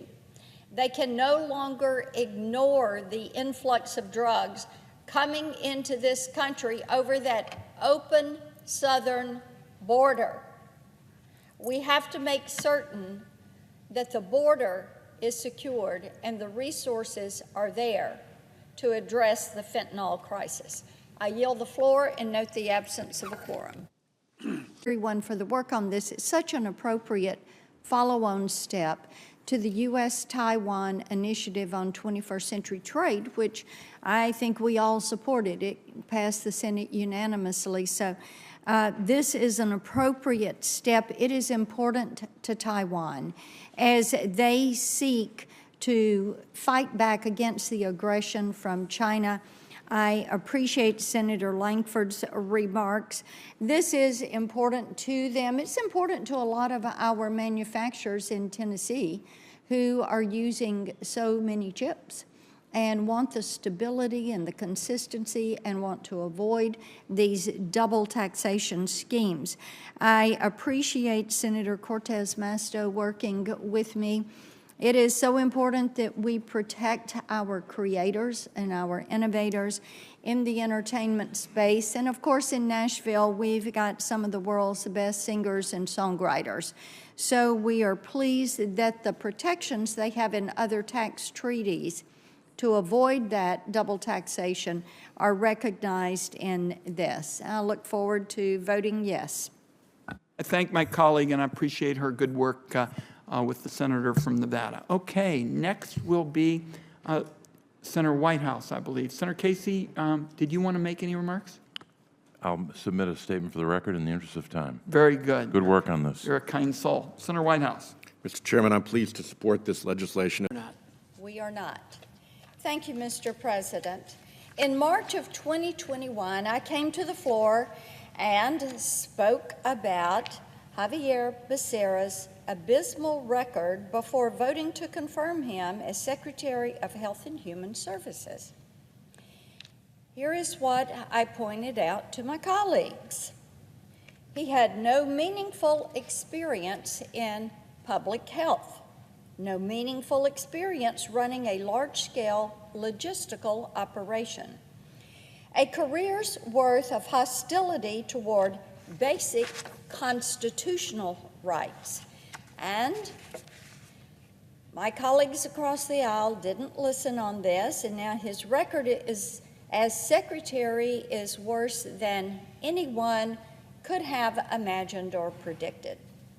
My colleagues who helped confirm him entrusted him with the lives of some of the world's most vulnerable children. Unaccompanied minors who are apprehended by Border Patrol are transferred to the care of Health and Human Services. This is clearly a big job, considering that the Biden border crisis has led to over 300,000 encounters with unaccompanied children at our nation's southern border. I'm sure that these precious children thought they would finally be safe under the care of Health and Human Services and the sponsors they were ultimately going to be released to. But Secretary Becerra proved what we already knew. It was that he was not up to the challenge of such a large department with such expansive authority, and he had no experience that was relative. Without explanation, HHS loosened the vetting requirements for sponsors, eliminating certain background checks and reviews of the children's files. Since then, HHS has lost contact with more than 85,000 of these children. Back in February, the New York Times released a horrific expose showing how these children have since been trafficked and exploited for labor. And these are only the stories of the children that the reporters could find.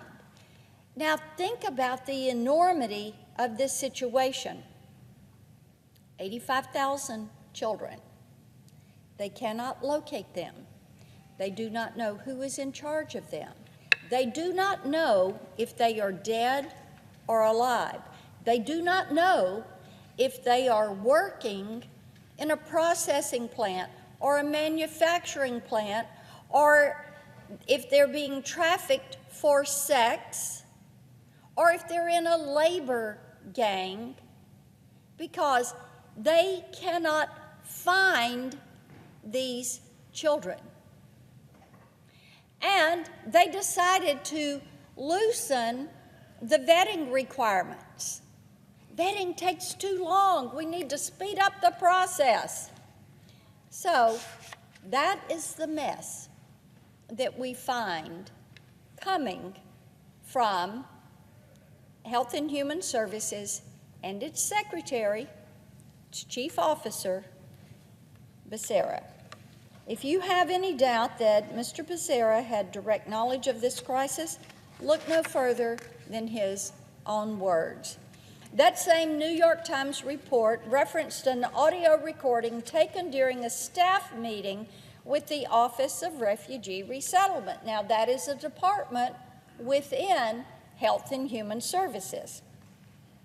When Becerra was admonishing his staff about their lack of speed in vetting sponsors and discharging these children into their care, he said, and I quote, "If Henry Ford had seen this in his plants, he would have never become famous and rich. This is not the way you do an assembly line." And if that doesn't convince you, listen to the whistleblowers who begged HHS leadership to listen. HHS employees on the ground noticed alarming signs of exploitation and raised it to their supervisors. "This is urgent," one wrote. She was ignored. Again and again, staffers and contractors told HHS something was wrong, and the reports allegedly reached Secretary Becerra's desk. Even the senior staffer overseeing the unaccompanied minor program noted in an email to the department's leadership, and I quote, "If nothing continues to be done, there will be a catastrophic event," end quote.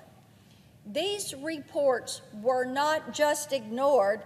Those who spoke up were retaliated against, they were fired, they were silenced. Think about this. You're working in a department. You see things are going wrong.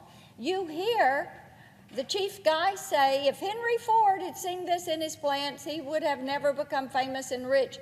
This is not the way you do an assembly line."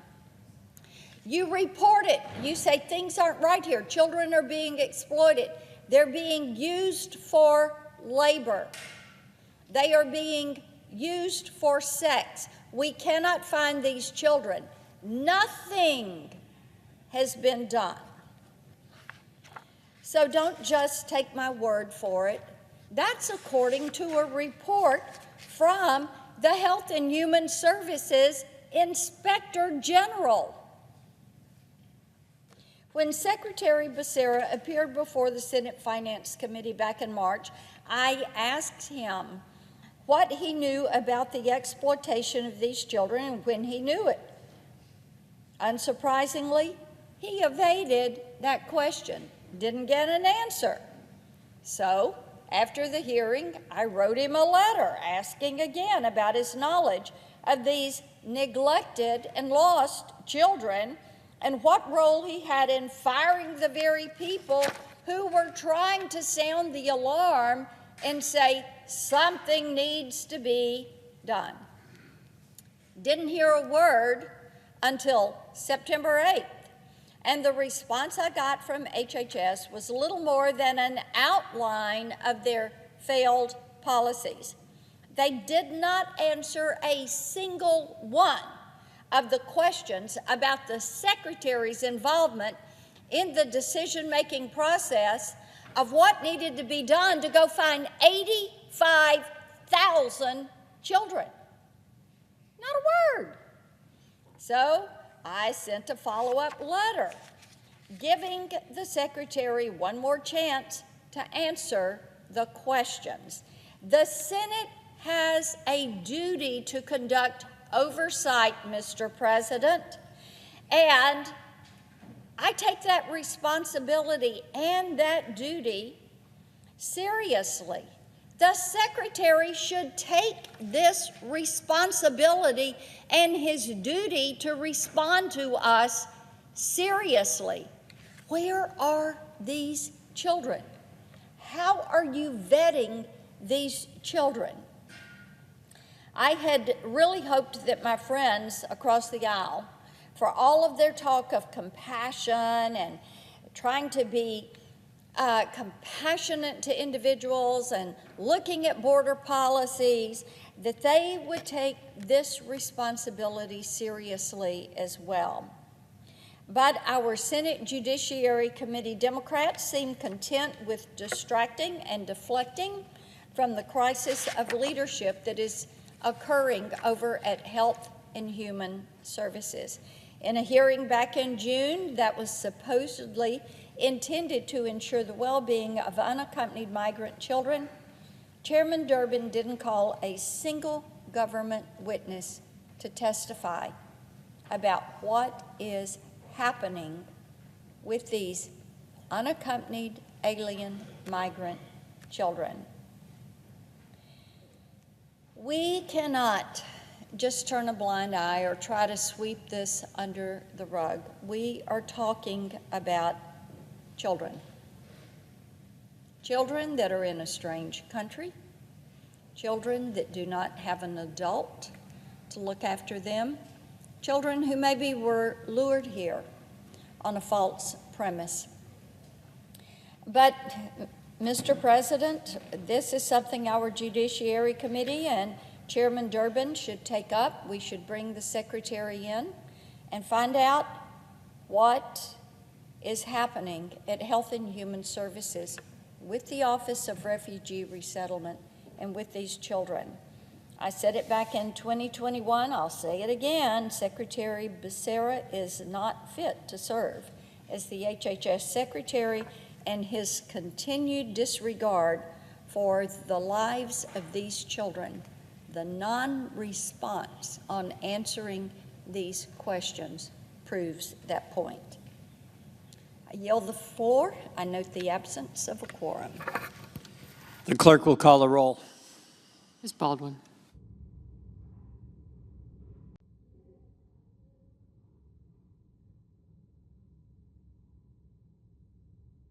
Mr. President. The senator from Tennessee is recognized. Thank you, Mr. President, and we are not in a quorum call, correct? We are not.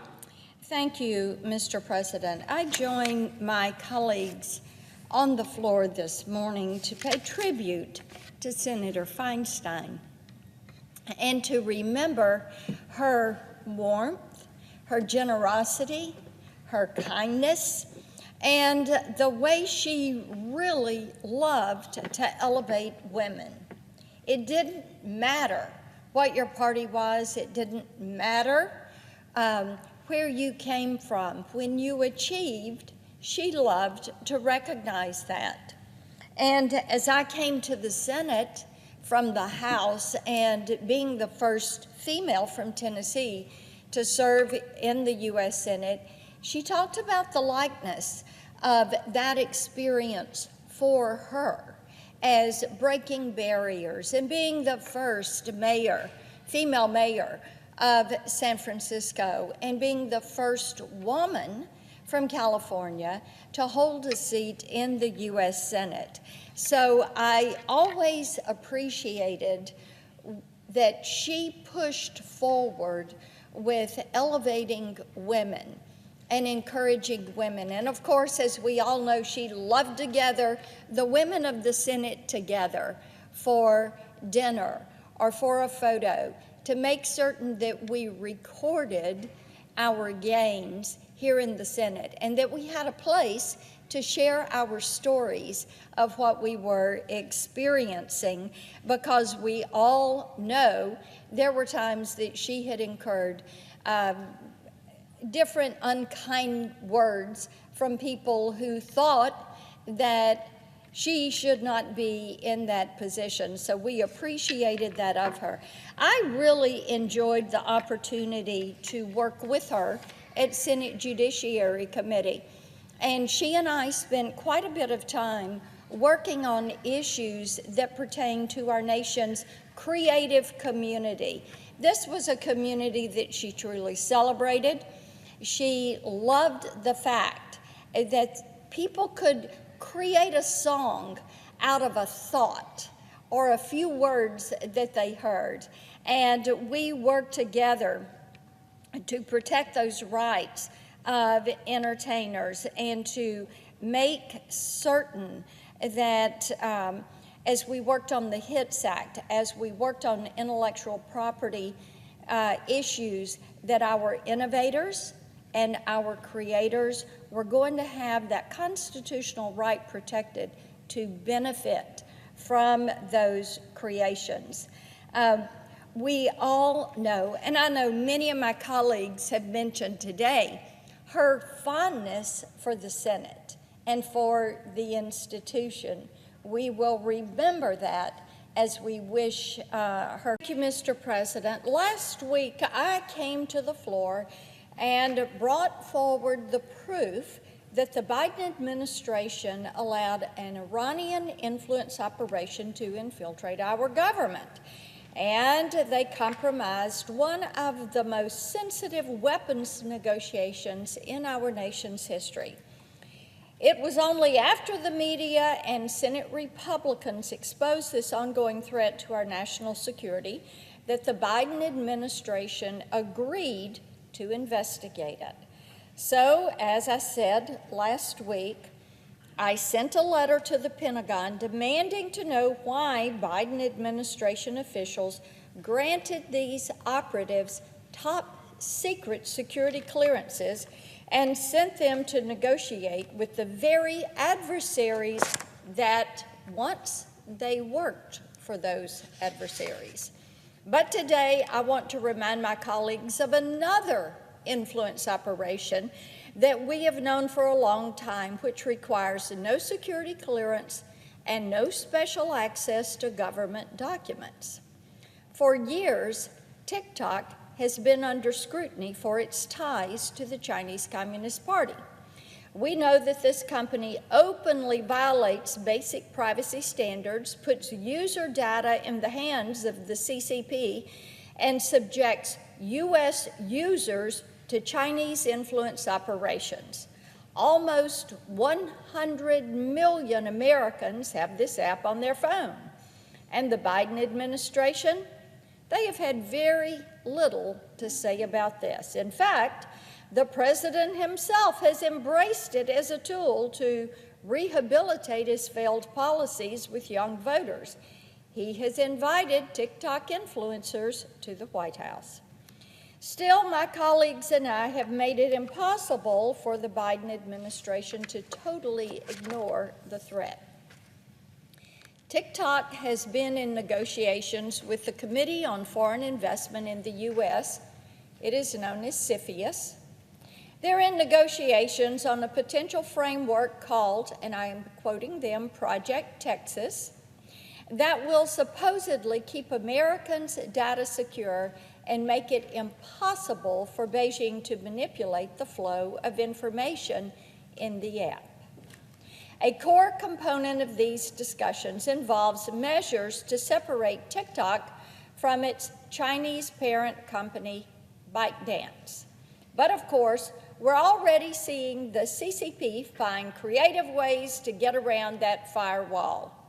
As you know, they have a habit of doing this with their propaganda schemes, whether it's Confucius classrooms, Confucius institutes, sister city programs, or a social media app, TikTok. The Wall Street Journal reported last week that this year TikTok has transferred many high-level executives from ByteDance to TikTok in the United States. These executives are leading major divisions at TikTok, which provides the CCP with a significant degree of influence over the way they do business. The personnel changes undermine TikTok's independence from ByteDance, and there's no chance that this happened by accident. It's clear what TikTok is doing. They are repurposing ByteDance employees to masquerade as TikTok employees, undercutting the guardrails against Chinese espionage. We know that with the Confucius Institute, many of these professors that came our way were indeed connected and sent there by the Chinese Communist Party. Over the past 3 years, it has become clear that we cannot rely on the Biden administration to follow through on its promises to protect and defend this country and the citizens of this country. They fall behind repeatedly, especially when it's politically inconvenient to do so. So today, Senator Blumenthal and I sent a letter to the CEO of TikTok demanding to know how many of his employees are former ByteDance employees. What are their jobs? What are the security protocols and the other rules are going to be imposed on these transfers? These are questions that we need the answers to. We also want to know if these personnel changes were disclosed to CFIUS before the Wall Street Journal published its article. And Mr. President, I ask unanimous consent to submit the letter to the record. Without objection. Thank you, Mr. President. Now, we know that popular opinion would have each and every one of us believe that the threat posed by TikTok just isn't that serious. And we know from experience that the White House dislikes challenging popular opinion. After all, we hear, this is just an app that kids like to use. This is just a silly app with videos. This is an app that is putting up challenges. There's nothing wrong here. But what we do know, Mr. President, is that TikTok gathers all of this information. They have insight into the virtual you. Once they're on your phone, they are following where you go, what you do, gathering keystrokes, and building that profile. And we know this information leaves the U.S., and we know this information makes its way to Beijing. Why do they think they need this information on U.S. citizens? Why do they think they need to follow U.S. citizens? All of this is a reason that CFIUS is reviewing TikTok. This country can no longer afford to take the word of our adversaries at face value. Soft propaganda, that's what the Chinese Communist Party is all about.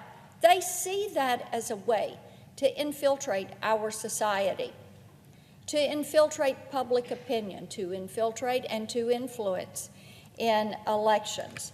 This is not the first letter Senator Blumenthal and I have sent to TikTok demanding transparency, and I would imagine this is not going to be the last. I know it is very difficult to accept that a silly video app that is liked by 100 million Americans could possibly pose a threat to our national security. But we believe that it does. And I would remind my colleagues, and indeed anyone who has not deleted this spy app from their phones, please recognize the threat that is there and do not provide your information to one of our greatest adversaries. I yield the floor. I note the absence of a quorum. Well, we all know what has happened since October 7th. Hamas has launched more than 6,000 rockets into Israel. They've sent more than 1,000 terrorists across the border to murder civilians. This is the most devastating slaughter of Jews since the Holocaust. They have killed more than 1,400 Israelis, 291 of them have been soldiers. They've taken 199 hostages, including an unknown number of Americans. This was also one of the deadliest terrorist attacks in our history. They killed 30 U.S. citizens. 13 are still missing or unaccounted for. Israel is the victim. Even the Biden White House has acknowledged that. This hasn't stopped several of my Democratic colleagues from calling for a ceasefire. All of this also has not stopped Black Lives Matter and other pro-Palestinian groups from glorifying the mass slaughter of Jews. Students for Justice in Palestine called it, and I quote, a historic win, end quote. Jews in New York, Atlanta, Washington, D.C., London, Berlin, and so many other cities around the globe are once again living in fear. Just this weekend, protesters in Nashville, Tennessee, refused to condemn the horrific violence against Israelis. Instead, they insisted that these innocent people had it coming because their government's politics don't line up with the radical left's talking points. This is indeed insanity. If we allow these positions to define our foreign policy, we put the lives of Israelis and Americans and of our allies in danger. The U.S. designated Hamas as a foreign terrorist organization in 1997. Their stated goal is to destroy the state of Israel through jihad. Over the years, we have seen them commit acts of violence so depraved that allies to the so-called Palestinian cause deny them entirely rather than attempt to rationalize them. We know right now that 600,000 Gazans have been evacuated, but that they've trapped more than enough women and children to use as human shields. Absolutely despicable. We also know that they use international aid money not for humanitarian aid, but to fund their efforts, their war efforts, their jihad. Iran is the world's largest state sponsor of terrorism and sends $100 million annually to Hamas. That is in addition to supplying them with technology, logistical support, and weapons. When the Biden administration announced their plan to give the Iranians access to $6 billion in frozen assets, we knew exactly what that meant for Israel. The constant refrain from the Biden administration is that there is, and I quote, no direct link to Iran regarding this attack, end quote.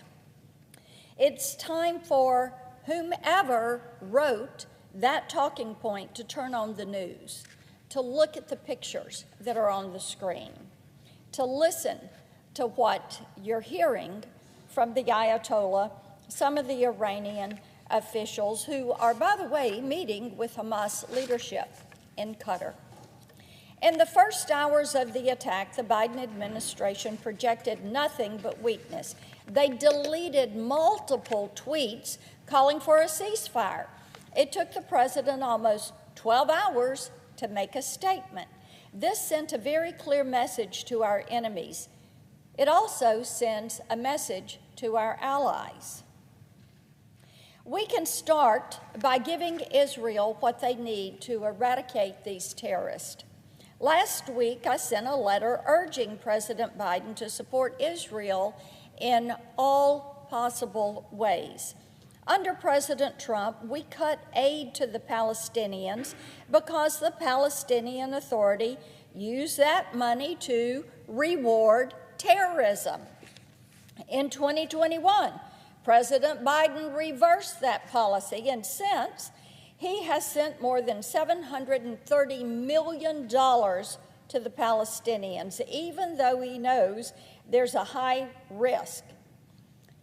And we know money is fungible, and we know what Iran does with their money. They fund terrorism. They fund their proxies. And while we're at it, let's start treating Iran like the dangerous state sponsor of terror it is. Last week, I led 19 Senate Republicans in a letter calling on President Biden to permanently freeze Iran's access to that $6 billion. We should send those dollars to Israel to pay for the damage that Hamas has done. There should be no more backdoor deals with Qatar, no more silent agreements, no more quiet agreements. Let's have a formal agreement that will stop the backpedaling and will stop the intentions to release that money, which is what they'll do when the media attention on this issue dissipates. None of this will matter if we don't root out the incompetence and malicious influence in our own government. Last week, I sent a letter to President Biden demanding the immediate removal of Jake Sullivan as his national security advisor.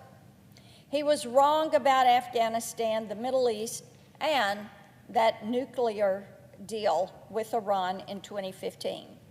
He's got to go, as do the Iranian assets that President Biden has given top secret security clearances to. Last month, I stood right here and described how President Biden sent Robert Malley, Ariane Tabatabai, and other operatives to negotiate the failed Iran nuclear deal.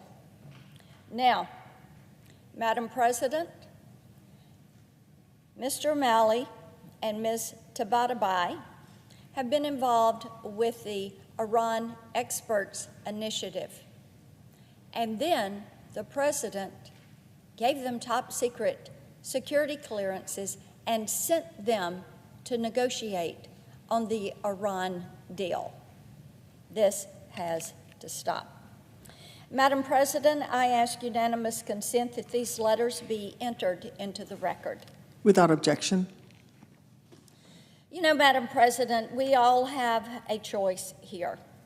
Will the U.S. act with courage, or are we going to sit quiet and allow this barbarism to continue? Israeli forces report that Hamas bound boys and girls before shooting them in the head. Children that were bound and then shot in the head. They found families that had been burned alive. There are reports young women have been raped and then mutilated. Hamas turned a music festival into a killing field. The beheadings of babies, we've heard those reports. These will live in infamy. The historians have a phrase to describe massacres like this. It's Holocaust by bullets. It is inconceivable that any of my colleagues could tolerate demands that Israel surrender to terrorists. It is time for this president, his advisors, and all of our colleagues who told the Israelis to stand down, to take a good hard look at where complacency and appeasement gets us. Look at Gaza, look at Iran, look at Afghanistan, look at China, look at our own southern border. Since October 1st, Border Patrol has apprehended 30 Iranians. That is since the 1st of this month, this year. This is what Border Patrol has apprehended. 30 Iranians, 60 Syrians, 35 Pakistanis, more than 100 Russians, 285 Afghans, and 2,000 Chinese trying to cross into our southern border undetected. Now, do they all mean us harm? Probably not.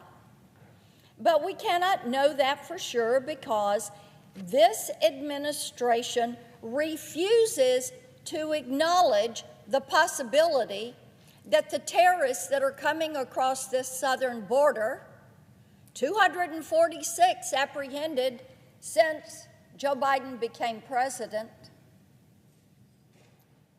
What are we doing? What are we doing? How do we know the intentions of those 30 Iranians, 2,000 Chinese, 100 Russians? Is there a guarantee they're not here to kill us? The job of Hamas, kill people. You've watched them do it with glee. Terrorists, what do? They set up terror cells.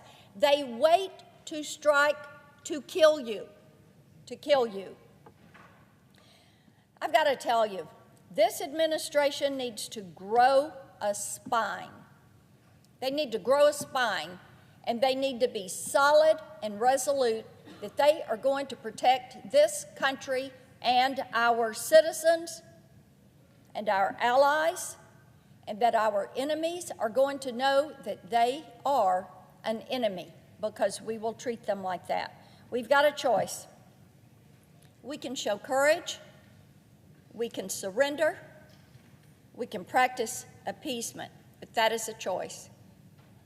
This country needs to show courage and leadership. I hope that this body and this administration will choose courage and leadership. I yield the floor. I note the absence of a quorum. Thank you, Madam President. I know that we're all watching what is happening with Israel, and then also looking at how that affects our national security. And in doing this, one of the things we've paid attention to is what is happening at our southern border. And as you look at the numbers there, it really is quite frightening to see how people from all across the globe are coming to our southern border. Indeed, last year, we had individuals from 176 different countries that came to our southern border. Among this number, there were hundreds of gang members. There were thousands of convicted criminals. And there were individuals of interest, names of interest that our Border Patrol watched. And indeed, there were people on the terrorist watch list. Last year, in 2023, that is our fiscal 2023, there were 151 apprehensions of individuals on the terrorist watch list. Now, this number is really quite a dramatic increase.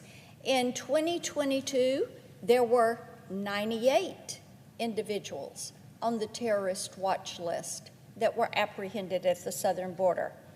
In 2021, there were 15. And in 2019, Madam President, there was 0. Not a 1. Now, as you look at these numbers, and as you look at what is happening here, it is natural to think, what has caused this uptick in terrorists that are coming to our border? If you are going to be honest about these numbers, what you would have to do is say, okay, what has changed from 2019 to 2021 and 2022 and 2023?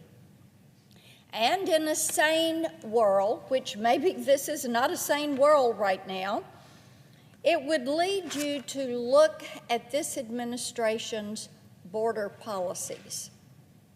The ease with which people can come to the border, raise their hands, and claim asylum. the way the cartels have expanded around the globe as global businesses. Indeed, moving human trafficking from having been a $500 million a year business in 2019 to today, this year, 150 billion with the B. That's the numbers that we're dealing with. And for terrorists that want to get in this country, and I would say it's not a stretch to think they're coming here to do us harm. Maybe they're saying it's the easiest way. You can claim asylum. You can grab a child and say you're bringing your child to America for a better life. But the numbers are not my numbers. They're not Republican numbers. They're not Senate numbers. These are the numbers that come from the Department of Homeland Security.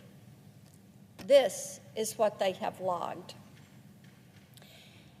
Now, the other thing that we have to look at is that in fiscal year 2022, DHS reported that 2.4 million individuals tried to force their way across the southern border. And indeed, we have to say that. And in that, we also have an additional 600,000 gotaways. Those are the ones that can be seen on surveillance, but they can't get to. Those are pretty hefty numbers, and those are the 2022 numbers. 2023, the numbers are even above that. It is impossible to control an influx of this magnitude, which means it is also impossible for us to control the collective threat that this poses to our country. Because in those gotaways, how many are terrorists? How many are gang members? How many are drug traffickers? How many are sex traffickers? How many of those gotaways are coming to inflict harm on our cities, our towns, our communities, and our citizens? Now, what has concerned me and what concerns so many Tennesseans, and I hear it regularly. Last night I did a telephone town hall, which I enjoy doing, and hearing firsthand from Tennesseans, spending an hour taking questions, answering their questions.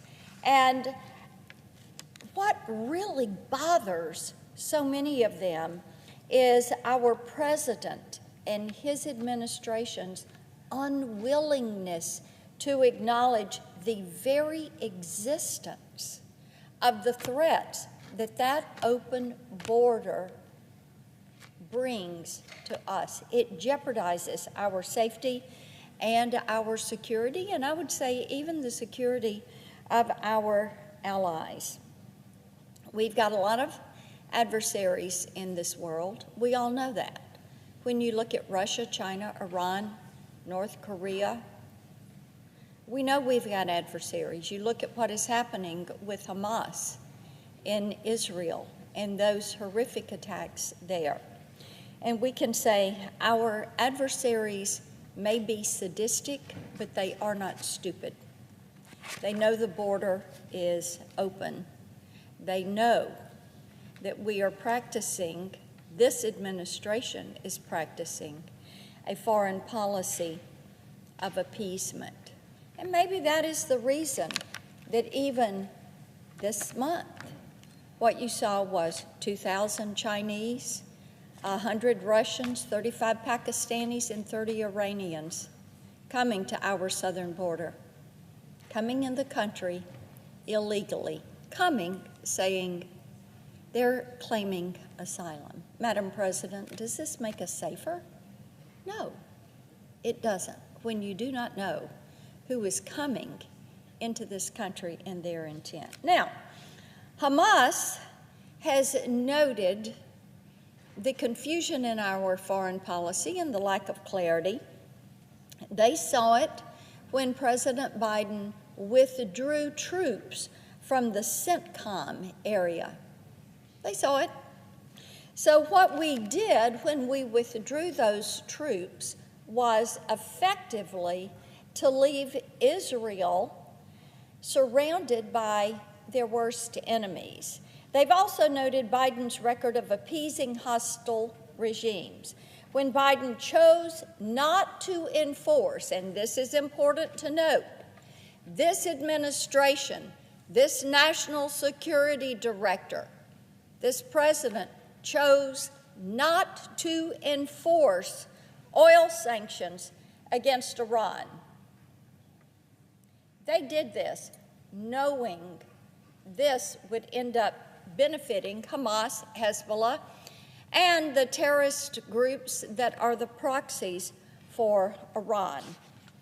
The president also knew that $6 billion in a ransom payment would free up even more money for terrorist groups, more money for Hamas, more money for Hezbollah. That's the hallmark of this administration, looking the other way, appeasing Iran, and doing it at cost to the American people. Since 2021, President Biden has funneled $730 million to the UN Relief and Works Agency for Palestine refugees.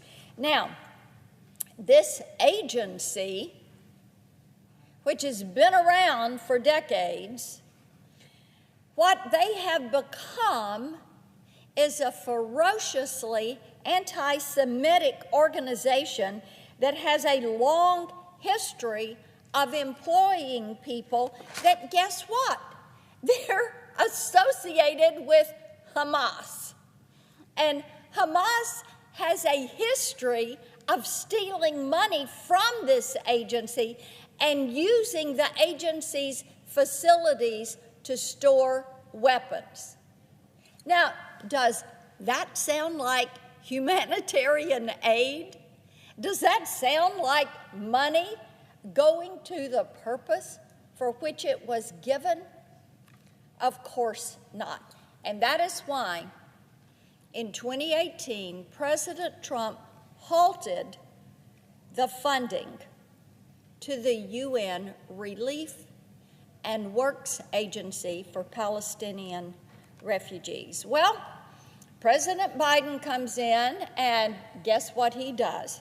He turned that spigot back on, running wide open, even though he knew it was pretty much as good as writing a check to Hamas, a terrorist organization. And by the way, Madam President, we declared and recognized Hamas as a terrorist organization. We, as a country, did this in 1997. So, there are things we can do. And I've introduced legislation to halt funding to the UN Relief and Works Agency for Palestine refugees until Iran is expelled from the UN and until we investigate their crimes, what they're doing with this money, how it leads to death and destruction because they're giving it to these terrorist organizations. Iran gives Hamas about $100 million a year, $100 million. They also provide them with weapons and armor and ammo and with supplies and training. We also know that Hamas has grabbed aid this week, first aid kits, medical supplies, food. It's not going to the people, the Palestinians. It's going to Hamas for their efforts. Now, in the first 2 weeks of fiscal year 2024, Border Patrol captured 30 Iranians, as I said a few minutes ago. Now, they were trying to come across the southern border. 2 of them, terror watch list. Now, this is this month. This is in the last couple of weeks. And we've got reports of at least 2 more Iranians on that terror watch list that have tried to come in. So since last Monday alone, Monday a week ago, we've had 19 Iranians and 17 Syrians that tried to sneak in this country over the southern border. So I would just ask my colleagues, my Democratic colleagues, why do you think the terrorists, why do you think these people feel so emboldened? Whether it's the Iranians, the Pakistanis, the Russians, the Chinese, why are they flooding to our border to gain illegal entry into our country, to evade our immigration laws, to fly under the cloak of darkness and get in here on U.S. soil? Why are they emboldened? Does this not worry you? Does this not cause you to say it is an imperative that we secure this border? You know, right now, as we have looked at what is happening around the globe, and specifically as we look at what has happened in Israel, you've got 1,400 Israelis that are dead. You've got 31 Americans that are dead. You've got individuals from dozens of other countries around the globe that are dead, that are injured, that have been taken hostage, and have faced a horrific circumstance. We cannot let this pattern of neglect continue in our country. We cannot continue to make our nation and our citizens vulnerable. We cannot let attacks happen on our soil. It is time that we close that southern border. I yield. Mr. President, I ask unanimous consent to speak for up to 15 minutes prior to the scheduled roll call vote. Without objection. Thank you, Mr. President. Last week, the Biden administration proposed a spending package that included funding meant for humanitarian relief. $3.5 billion for migration and refugee assistance in Ukraine, Israel, and Gaza. $5.7 billion for the U.S. Agency for International Development. The Biden administration says that our money will pay for, and I quote, life-saving humanitarian programming in Israel and areas impacted by the situation in the West Bank and Gaza, end quote. We have 2 problems to address. First, the United States government is scared to call the terrorist attack a terrorist attack. Second, this is just one more embarrassing example of the Biden administration's two-faced approach to the people of Israel. I have spoken at length about the money pipeline between Iran and Hamas. But there is a similar pipeline that appears to be running between Hamas and the U.S. taxpayer. Every dollar we send that is earmarked for Gaza or the West Bank is another dollar Hamas can put into their pocket. Last week, I spoke about the UN Relief and Works Agency and how this false humanitarian mission has been corrupted by Hamas and terrorist sympathizers. This has been confirmed by multiple NGOs, the media, Joe Biden's own advisors, and whoever published and then deleted this post from the UNRWA Twitter account. Hamas stole those supplies and UNRWA covered it up. Remember, this is a UN body that pulls 93% of its funding from global governments. In 2021 alone, UNRWA took $338 million from the United States, $118 million from the European Commission, and hundreds of millions of dollars from individual European nations. Since 2021, Biden has sent UNRWA $1 billion, $1 billion. USAID funds more than $21 billion worth of UN programming, and they've sent millions of dollars to UNRWA. And now the president is ready to send them billions more. If the American people knew what their tax dollars were actually being used for, they would be outraged, and I believe it is time for them to know. We know that Hamas steals UNRWA money and supplies and stores their weapons in UNRWA facilities. We also know that they fill those facilities with human shields. But something that hasn't gotten nearly enough attention is how our tax dollars are radicalizing the next generation of Hamas extremists.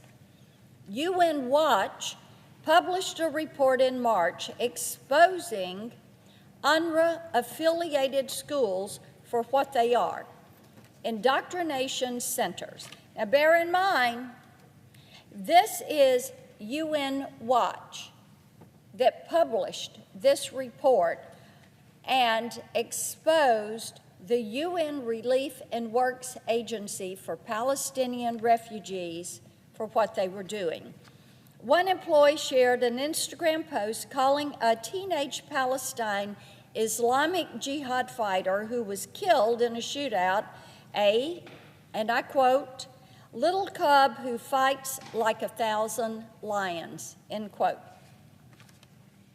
That was an employee of the UN Relief and Works Agency who shared that Instagram post calling a teenage jihadi fighter a little cub who fights like 1,000 lions.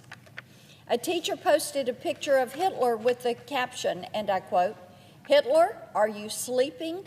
Wake up, honey. There are still some people you need to burn," end quote. UN Watch also found official curriculum from last year's celebrating Dalal Murabi. In 1978, she led a band of PLO terrorists in a massacre that left 38 Israeli civilians dead. 13 of her victims were children. Another piece of propaganda written for ninth graders described the firebombing of a Jewish bus as a barbecue party. One UNRWA teacher assigned seventh grade boys anti-Semitic poetry that urged the students to expel Israelis with blood and flesh from Palestine. All of this was subsidized by the American taxpayer. Hamas is responsible for the October 7th massacre in Israel, but anyone who believes that Hamas is a solo actor is willfully ignorant. They have support, and right now, Biden's foreign policy is providing much of that support, not only through the money pipeline, but through his absolute refusal to keep Iran in check. This isn't just a U.S. problem, it's a worldwide problem that we will not solve until the money stops flowing and Hamas is eradicated. Fortunately, at least when it comes to UNRWA, accountability is built in. Global governments provide that funding, which means we can take it away. The U.S. needs to step up and lead. I have introduced legislation to halt that funding until Iran is expelled from the UN and investigated for violations. We have to get this job done. Our legislation would accomplish two goals. It will destroy that pipeline of taxpayer dollars from the U.S. to Hamas and disrupt the Biden administration's policy of appeasement toward Iran. Everything President Biden has done has made this world more dangerous, but nothing has had more immediate and catastrophic consequences for our allies than his refusal to treat the Iranian regime like the dangerous adversary that it actually is.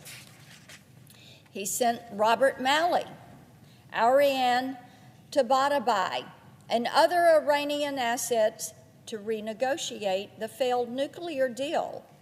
Administration officials allowed Ms. Tabatabai's security clearance to stand, even after it became clear she was operating under the advice of Iranian officials. He agreed to hand over a $6 billion ransom payment and then insisted that the world's most prolific state sponsor of terror would dedicate every penny to humanitarian aid.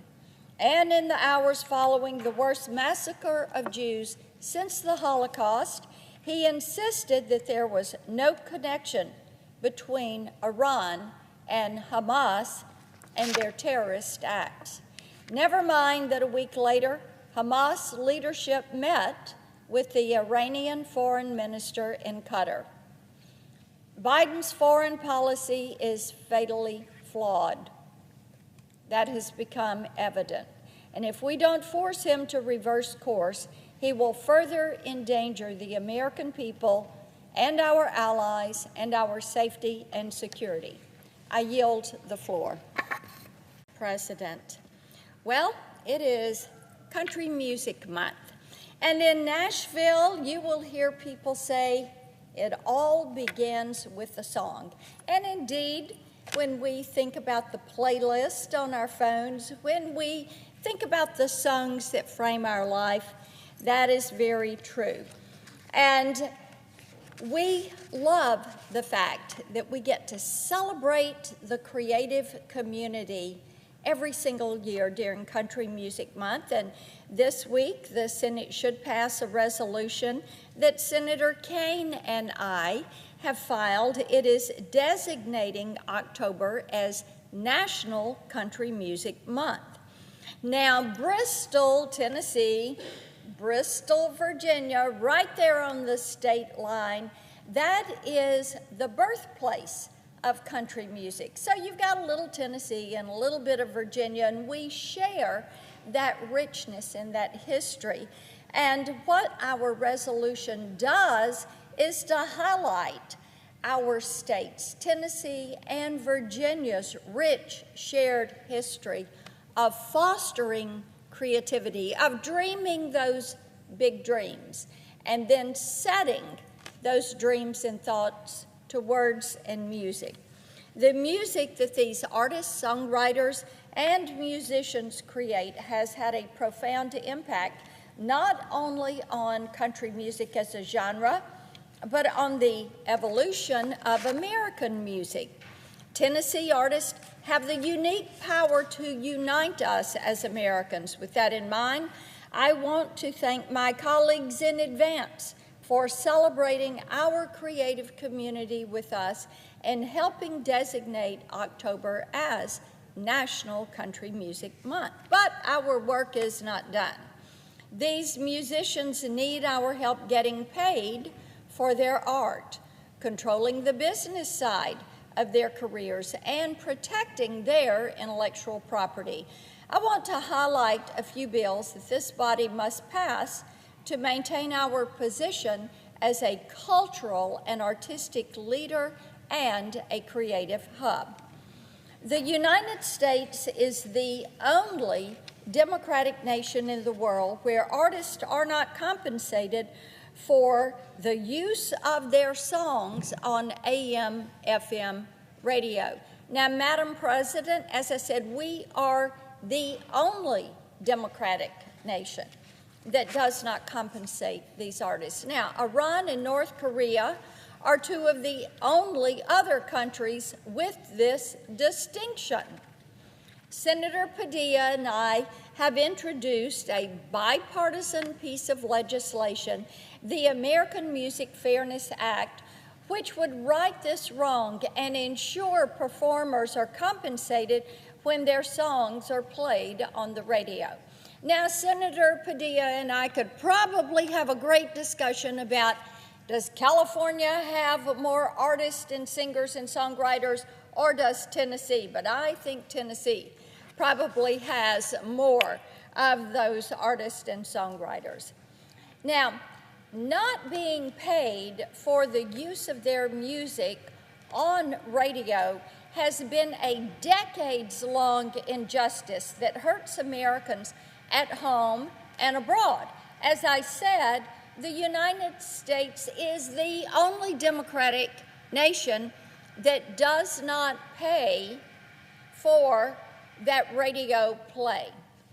So the majority of foreign nations, those who already pay their own artists for radio airplay, currently withhold royalties from American music creators, simply because the U.S. does not reciprocate by paying their performers. This amounts to a massive financial hit for our American artists.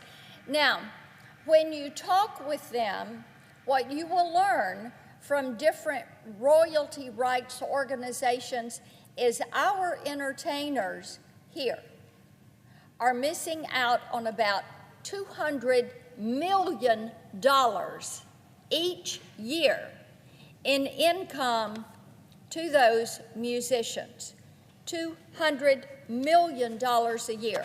That's money that would come from other countries to our American artists if we were to pass the AM/FM Act.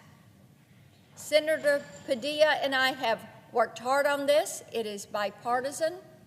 We think to not pay these artists is something that needs to be fixed, and that is why we should agree to get the American Music Fairness Act to the President's desk without delay.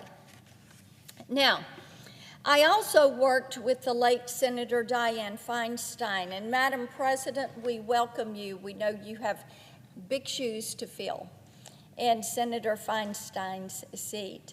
Senator Feinstein and I often talked about the importance of keeping this American creative community here and keeping that community vibrant.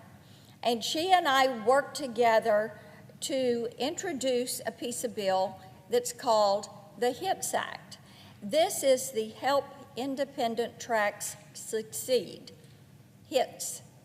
Now, this bill would allow independent music creators, including musicians, technicians, songwriters, and producers, to deduct 100% of recording production expenses in the year that those expenses are incurred. The federal tax code already allows film, television, theater productions to do this, and there is no reason not to give our music creators this same benefit. Think about that. Somebody goes in, they book that studio time, they lay down those tracks, they lay down those vocals, you get a producer that produces it, the musicians play on it, the technicians come in and tweak this, and they cannot deduct all of that expense. This is not fair, especially when you consider that TV, film, theater, they can all deduct 100%. So Senator Feinstein and I worked on this, got it ready to go. This is another one that needs to pass. These two pieces of legislation really have something very important in common. They recognize that entertainment as a career is both a creative pursuit and it is a very fragile business model. It requires that those individuals be able to exercise their intellectual property rights to benefit from their creations. And one of the top concerns I hear from entertainers and their teams is the extent to which AI will and already has damaged their businesses. So we have another issue that has come on. In addition to not being fully compensated, then these entertainers are looking at the impact that artificial intelligence is going to have on their business. Now, Congress is already late to the AI issue. We all know that, and I'm delighted that we are beginning to see bipartisan interest in moving forward some legislation on guidelines and guardrails for artificial intelligence. Creators have already begun to see that their voices, their likenesses, and their styles of music are used without their consent. And the danger to their livelihoods is real because they are not being compensated for their music that is used to train AI models that is actually going to take away the ability for them to make money on what they have created.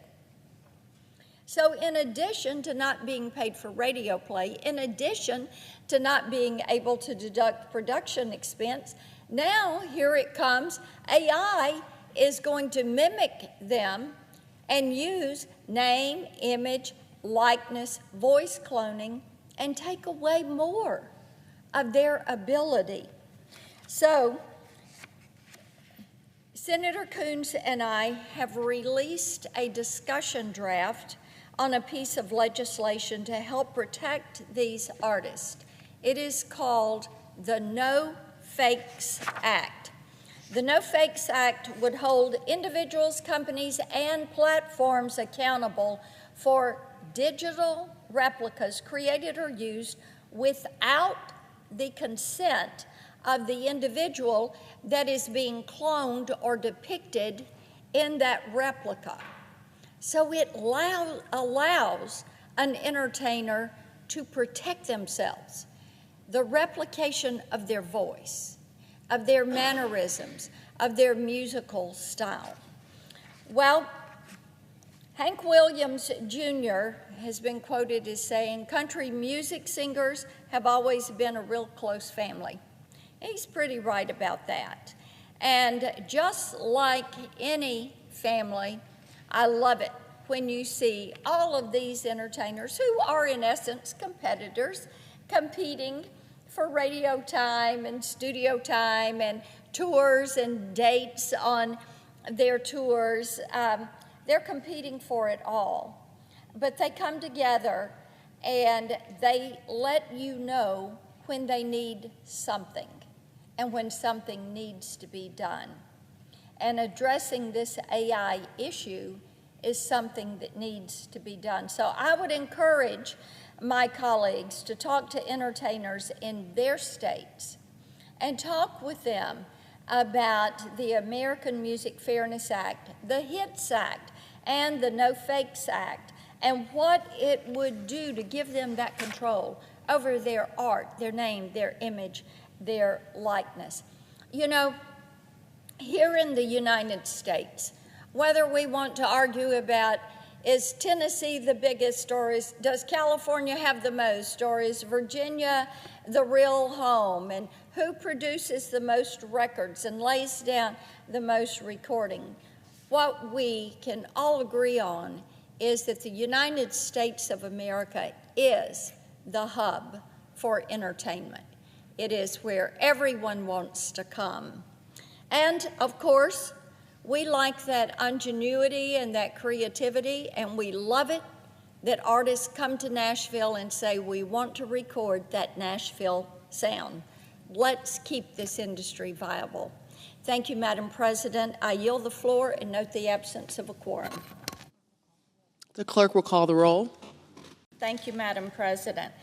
Last week, the Senate Judiciary Committee considered several of President Biden's recent judicial appointments. I would have thought that they would have figured out by now that they hit rock bottom a few months ago with some of these nominees that are not out of the mainstream, but they really are far left. Here's some examples. Nancy Abudu.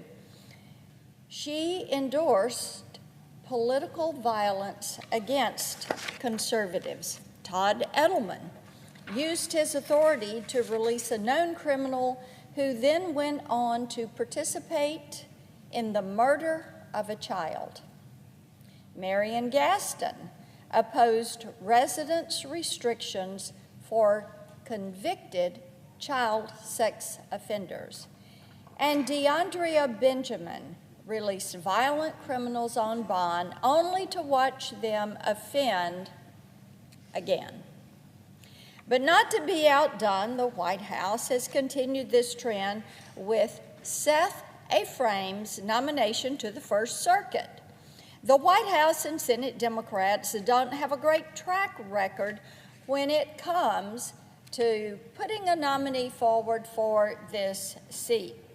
Back in February, I came to the floor to oppose Michael Delaney's nomination to the First Circuit bench. You will remember that Mr. Delaney threatened to expose a 15-year-old sexual assault survivor if she came forward with her story. That is right. He threatened to expose a 15-year-old sexual assault survivor if she went public. Well, that was a shameful debacle. Everyone saw it. You would think the president's team would have learned their lessons, but I think we were wrong on that, because out of all the talented attorneys and judges that are in the state of New Hampshire, the president has nominated Seth Ephraim, who is disturbingly similar to Mr. Delaney in his disregard for victims. I want to walk you through two of the cases that Mr. Ephraim prosecuted, and these cases, Madam President, are things that should disqualify him from ever having a seat on the federal bench. Now, the first case that we'll go to is U.S. versus Carpentino. This involved a criminal defendant guilty of extreme sexual violence against a 14-year-old girl with a hearing impairment. Now, this defendant kidnapped this precious child and took her to an abandoned motel in Vermont, and he raped her. This defendant had just been released from a 13-year prison sentence for sexually assaulting minors in particularly violent ways. In one case, he smothered a little girl with a pillow while he raped her. This is a violent repeat offender. There was no doubt this person was a clear and present danger to the community. Despite all of this, Mr. Ephraim, as the prosecutor in this case, recommended a sentence far below the probation officer's suggested guidelines. Can you even imagine hearing this and then saying, let's go light on this guy? Let's go light. Let's go easy on him. Now, what we've learned is that it's clear that Mr. Ephraim wanted the low sentence. And I will tell you why, and I'm going to use his own words. And Madam President, I think when you hear this, you will see this is someone who is not qualified for the federal bench. He wanted the low sentence. He wrote he wanted the low sentence, and I quote, he said, he felt the low sentence will incapacitate the defendant until he is in his 60s. Hopefully, by that time, the danger that the defendant presents will have subsided, end quote. Now, think about this.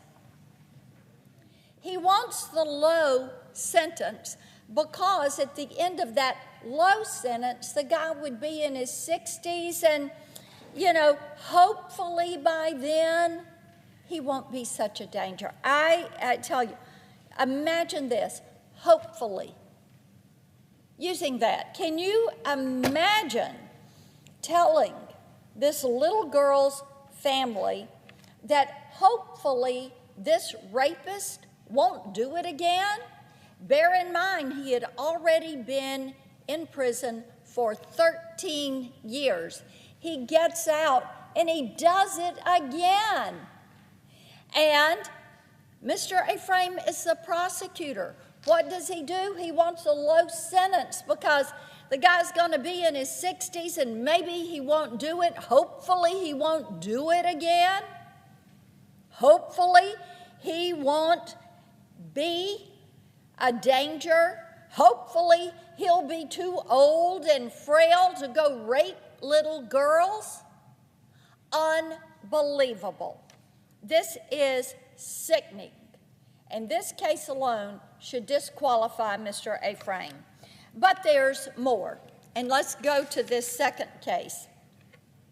Mr. Ephraim was the prosecutor in United States versus Smith. And this case, reading this, made me absolutely sick to my stomach. It is repulsive. Mr. Smith was found guilty of conduct connected to the manufacturing of child pornography. He created not one or two, but 6 videos of himself sexually abusing a 3-year-old girl. 6 videos.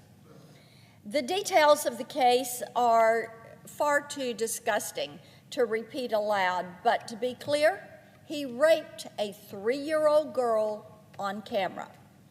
As prosecutor in this case, Mr. Ephraim said that the most poignant evidence of the harm this defendant caused was, and I quote, the look of fear in the young victim's eyes, end quote.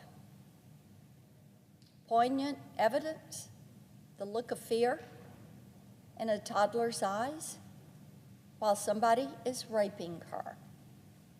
Despite this, Mr. Ephraim recommended a 60-year sentence, nowhere near what this sick and depraved and disgusting human being deserved. Mr. Ephraim noted that the perpetrator was a close friend of the victim's family. He worked to gain their trust for years just to commit these heinous acts. But Mr. Ephraim still recommended a lenient sentence. But what did the sentencing guidelines recommend? Life in prison. Mr. Ephraim himself noted this in his sentencing memo. But when I pressed him under oath on why he refused to follow the guideline, he misrepresented the facts. So let me set the record straight. The sentencing memo that Mr. Ephraim wrote himself stated that the guidelines recommended a sentence of life in prison. It's what he should have gotten. And I ask that a portion of that sentencing memo be printed in the record alongside my remarks. Without objection. Thank you, Madam President. I think it is so important. that we include that in this. This should have been a life in prison sentence for what was done. You know, I'll say to my Democratic colleagues what I said about Michael Delaney's nomination. For the sake of men, women, and children around this country who are victims of sexual assault, join me in opposing this nomination if the president refuses to withdraw this nomination. Someone who has gone light on sentences that affect these children, someone that has committed crimes against these children, and then they've sought to get lesser sentences against these pedophiles and predators. They have no place on the federal bench. Now, this week, my Democratic colleagues will have two opportunities to oppose individuals that I feel are unfit judicial nominees. The Judiciary Committee will mark up Mustafa Kasabai to serve on the district court in Oregon. Now, there is a reason that, in my opinion, Ms. Kasabai is not fit. He has displayed a disturbing affinity for Marxism. This is something that we found in his records. Someone who is displaying an affinity for Marxism has no place on our federal bench. So I would ask that our colleagues vote no on him. Likewise, the Senate will vote on the nomination of Kinley Cato to serve as a district judge in California. You will remember that in her nomination hearing, she refused to condemn racial discrimination. That should be an easy no vote for every senator. And you know, Madam President, when we talk about the federal judiciary, when we look at these nominations, and the Senate's job is to provide advice and consent, what we need to do is make certain that people are going to abide by the Constitution, that they're going to abide by the rule of law, that they have that judicial philosophy, that they are going to stand for equal justice for all. And when you have individuals with records and writings that are in opposition to that, they are unfit to serve on the federal bench. I yield the floor and note the absence of a quorum. Thank you, Madam President. On November 10th, the 160th Special Operation Aviation Regiment lost 5 soldiers when their helicopter crashed during a training flight over the Mediterranean Sea. Their names are Chief Warrant Officer 3, Stephen R. Dwyer of Clarksville, Tennessee; Chief Warrant Officer 2, Shane M. Barnes of Sacramento, California; Staff Sergeant Tanner W. Groen of Gorham, New Hampshire; Sergeant Andrew P. Southard of Apache Junction, Arizona; and Sergeant Cade M. Wolf of Mankato, Minnesota. In honor of the brave Night Stalkers of 1st Battalion, Charlie Company, I want to recite a few portions of the Night Stalker Creed for the record, and I'm quoting. Service in the 160th is a calling only a few will answer, for the mission is constantly demanding and hard. And when the impossible has been accomplished, the only reward is another mission that no one else will try. I serve with the memory and pride of those who have gone before me, for they loved to fight, fought to win, and would rather die than quit. End quote. I ask unanimous consent to include in the record the complete Night Stalker Creed. Without objection. On behalf of all Tennesseans, I want to offer my prayers and support to those soldiers' families and to the brave men and women of the 160th. Their motto is, "Night Stalkers Don't Quit." And I would encourage my colleagues to join me in supporting them as they bring the spirit of those words to bear against our enemies around the globe. I ask that the remainder of my remarks be placed separately in the record. Without objection. Thank you, Madam President. Every year I visit all 95 counties in Tennessee, and while the expectations of local leaders vary from urban to suburban to rural areas, two things remain constant. They expect lawmakers to act in the best interest of the American people and to act in good faith. Now, last Thursday, Chairman Durbin and Democrats on the Senate Judiciary Committee seemed to fail those tests, according to Tennesseans, because when they convened the hearing, they wanted to authorize subpoenas for Harlan Crow, Leonard Leo, and Robert Arkley. Now, the claim was this is all about transparency, but the only thing that they're willing to be transparent about is the contempt for the Supreme Court and for the American people who still believe in the importance of the U.S. Supreme Court. Now, if they cared about protecting the Supreme Court, they would have shown more concern about the death threats against the conservative justices that were coming from the far left wing of the Democrat Party. There's no good faith to be found here. This is yet another political assault against conservative justices who issue decisions that many of the Democrats do not like, and we have seen it before. So they take this approach. If you can't pack the court, rewrite the ethics rules. If you can't rewrite the ethics rules, just use the Senate to launch a mass prosecution of your political rivals, in an effort to force my colleagues to show the American people where Democrats truly stand on protecting the country's best interest. I proposed a few amendments of my own to that subpoena authorization. Well, those amendments proved to be a little bit too politically inconvenient for the chairman. So, here are the amendments that I proposed and things Tennesseans have wanted answers to.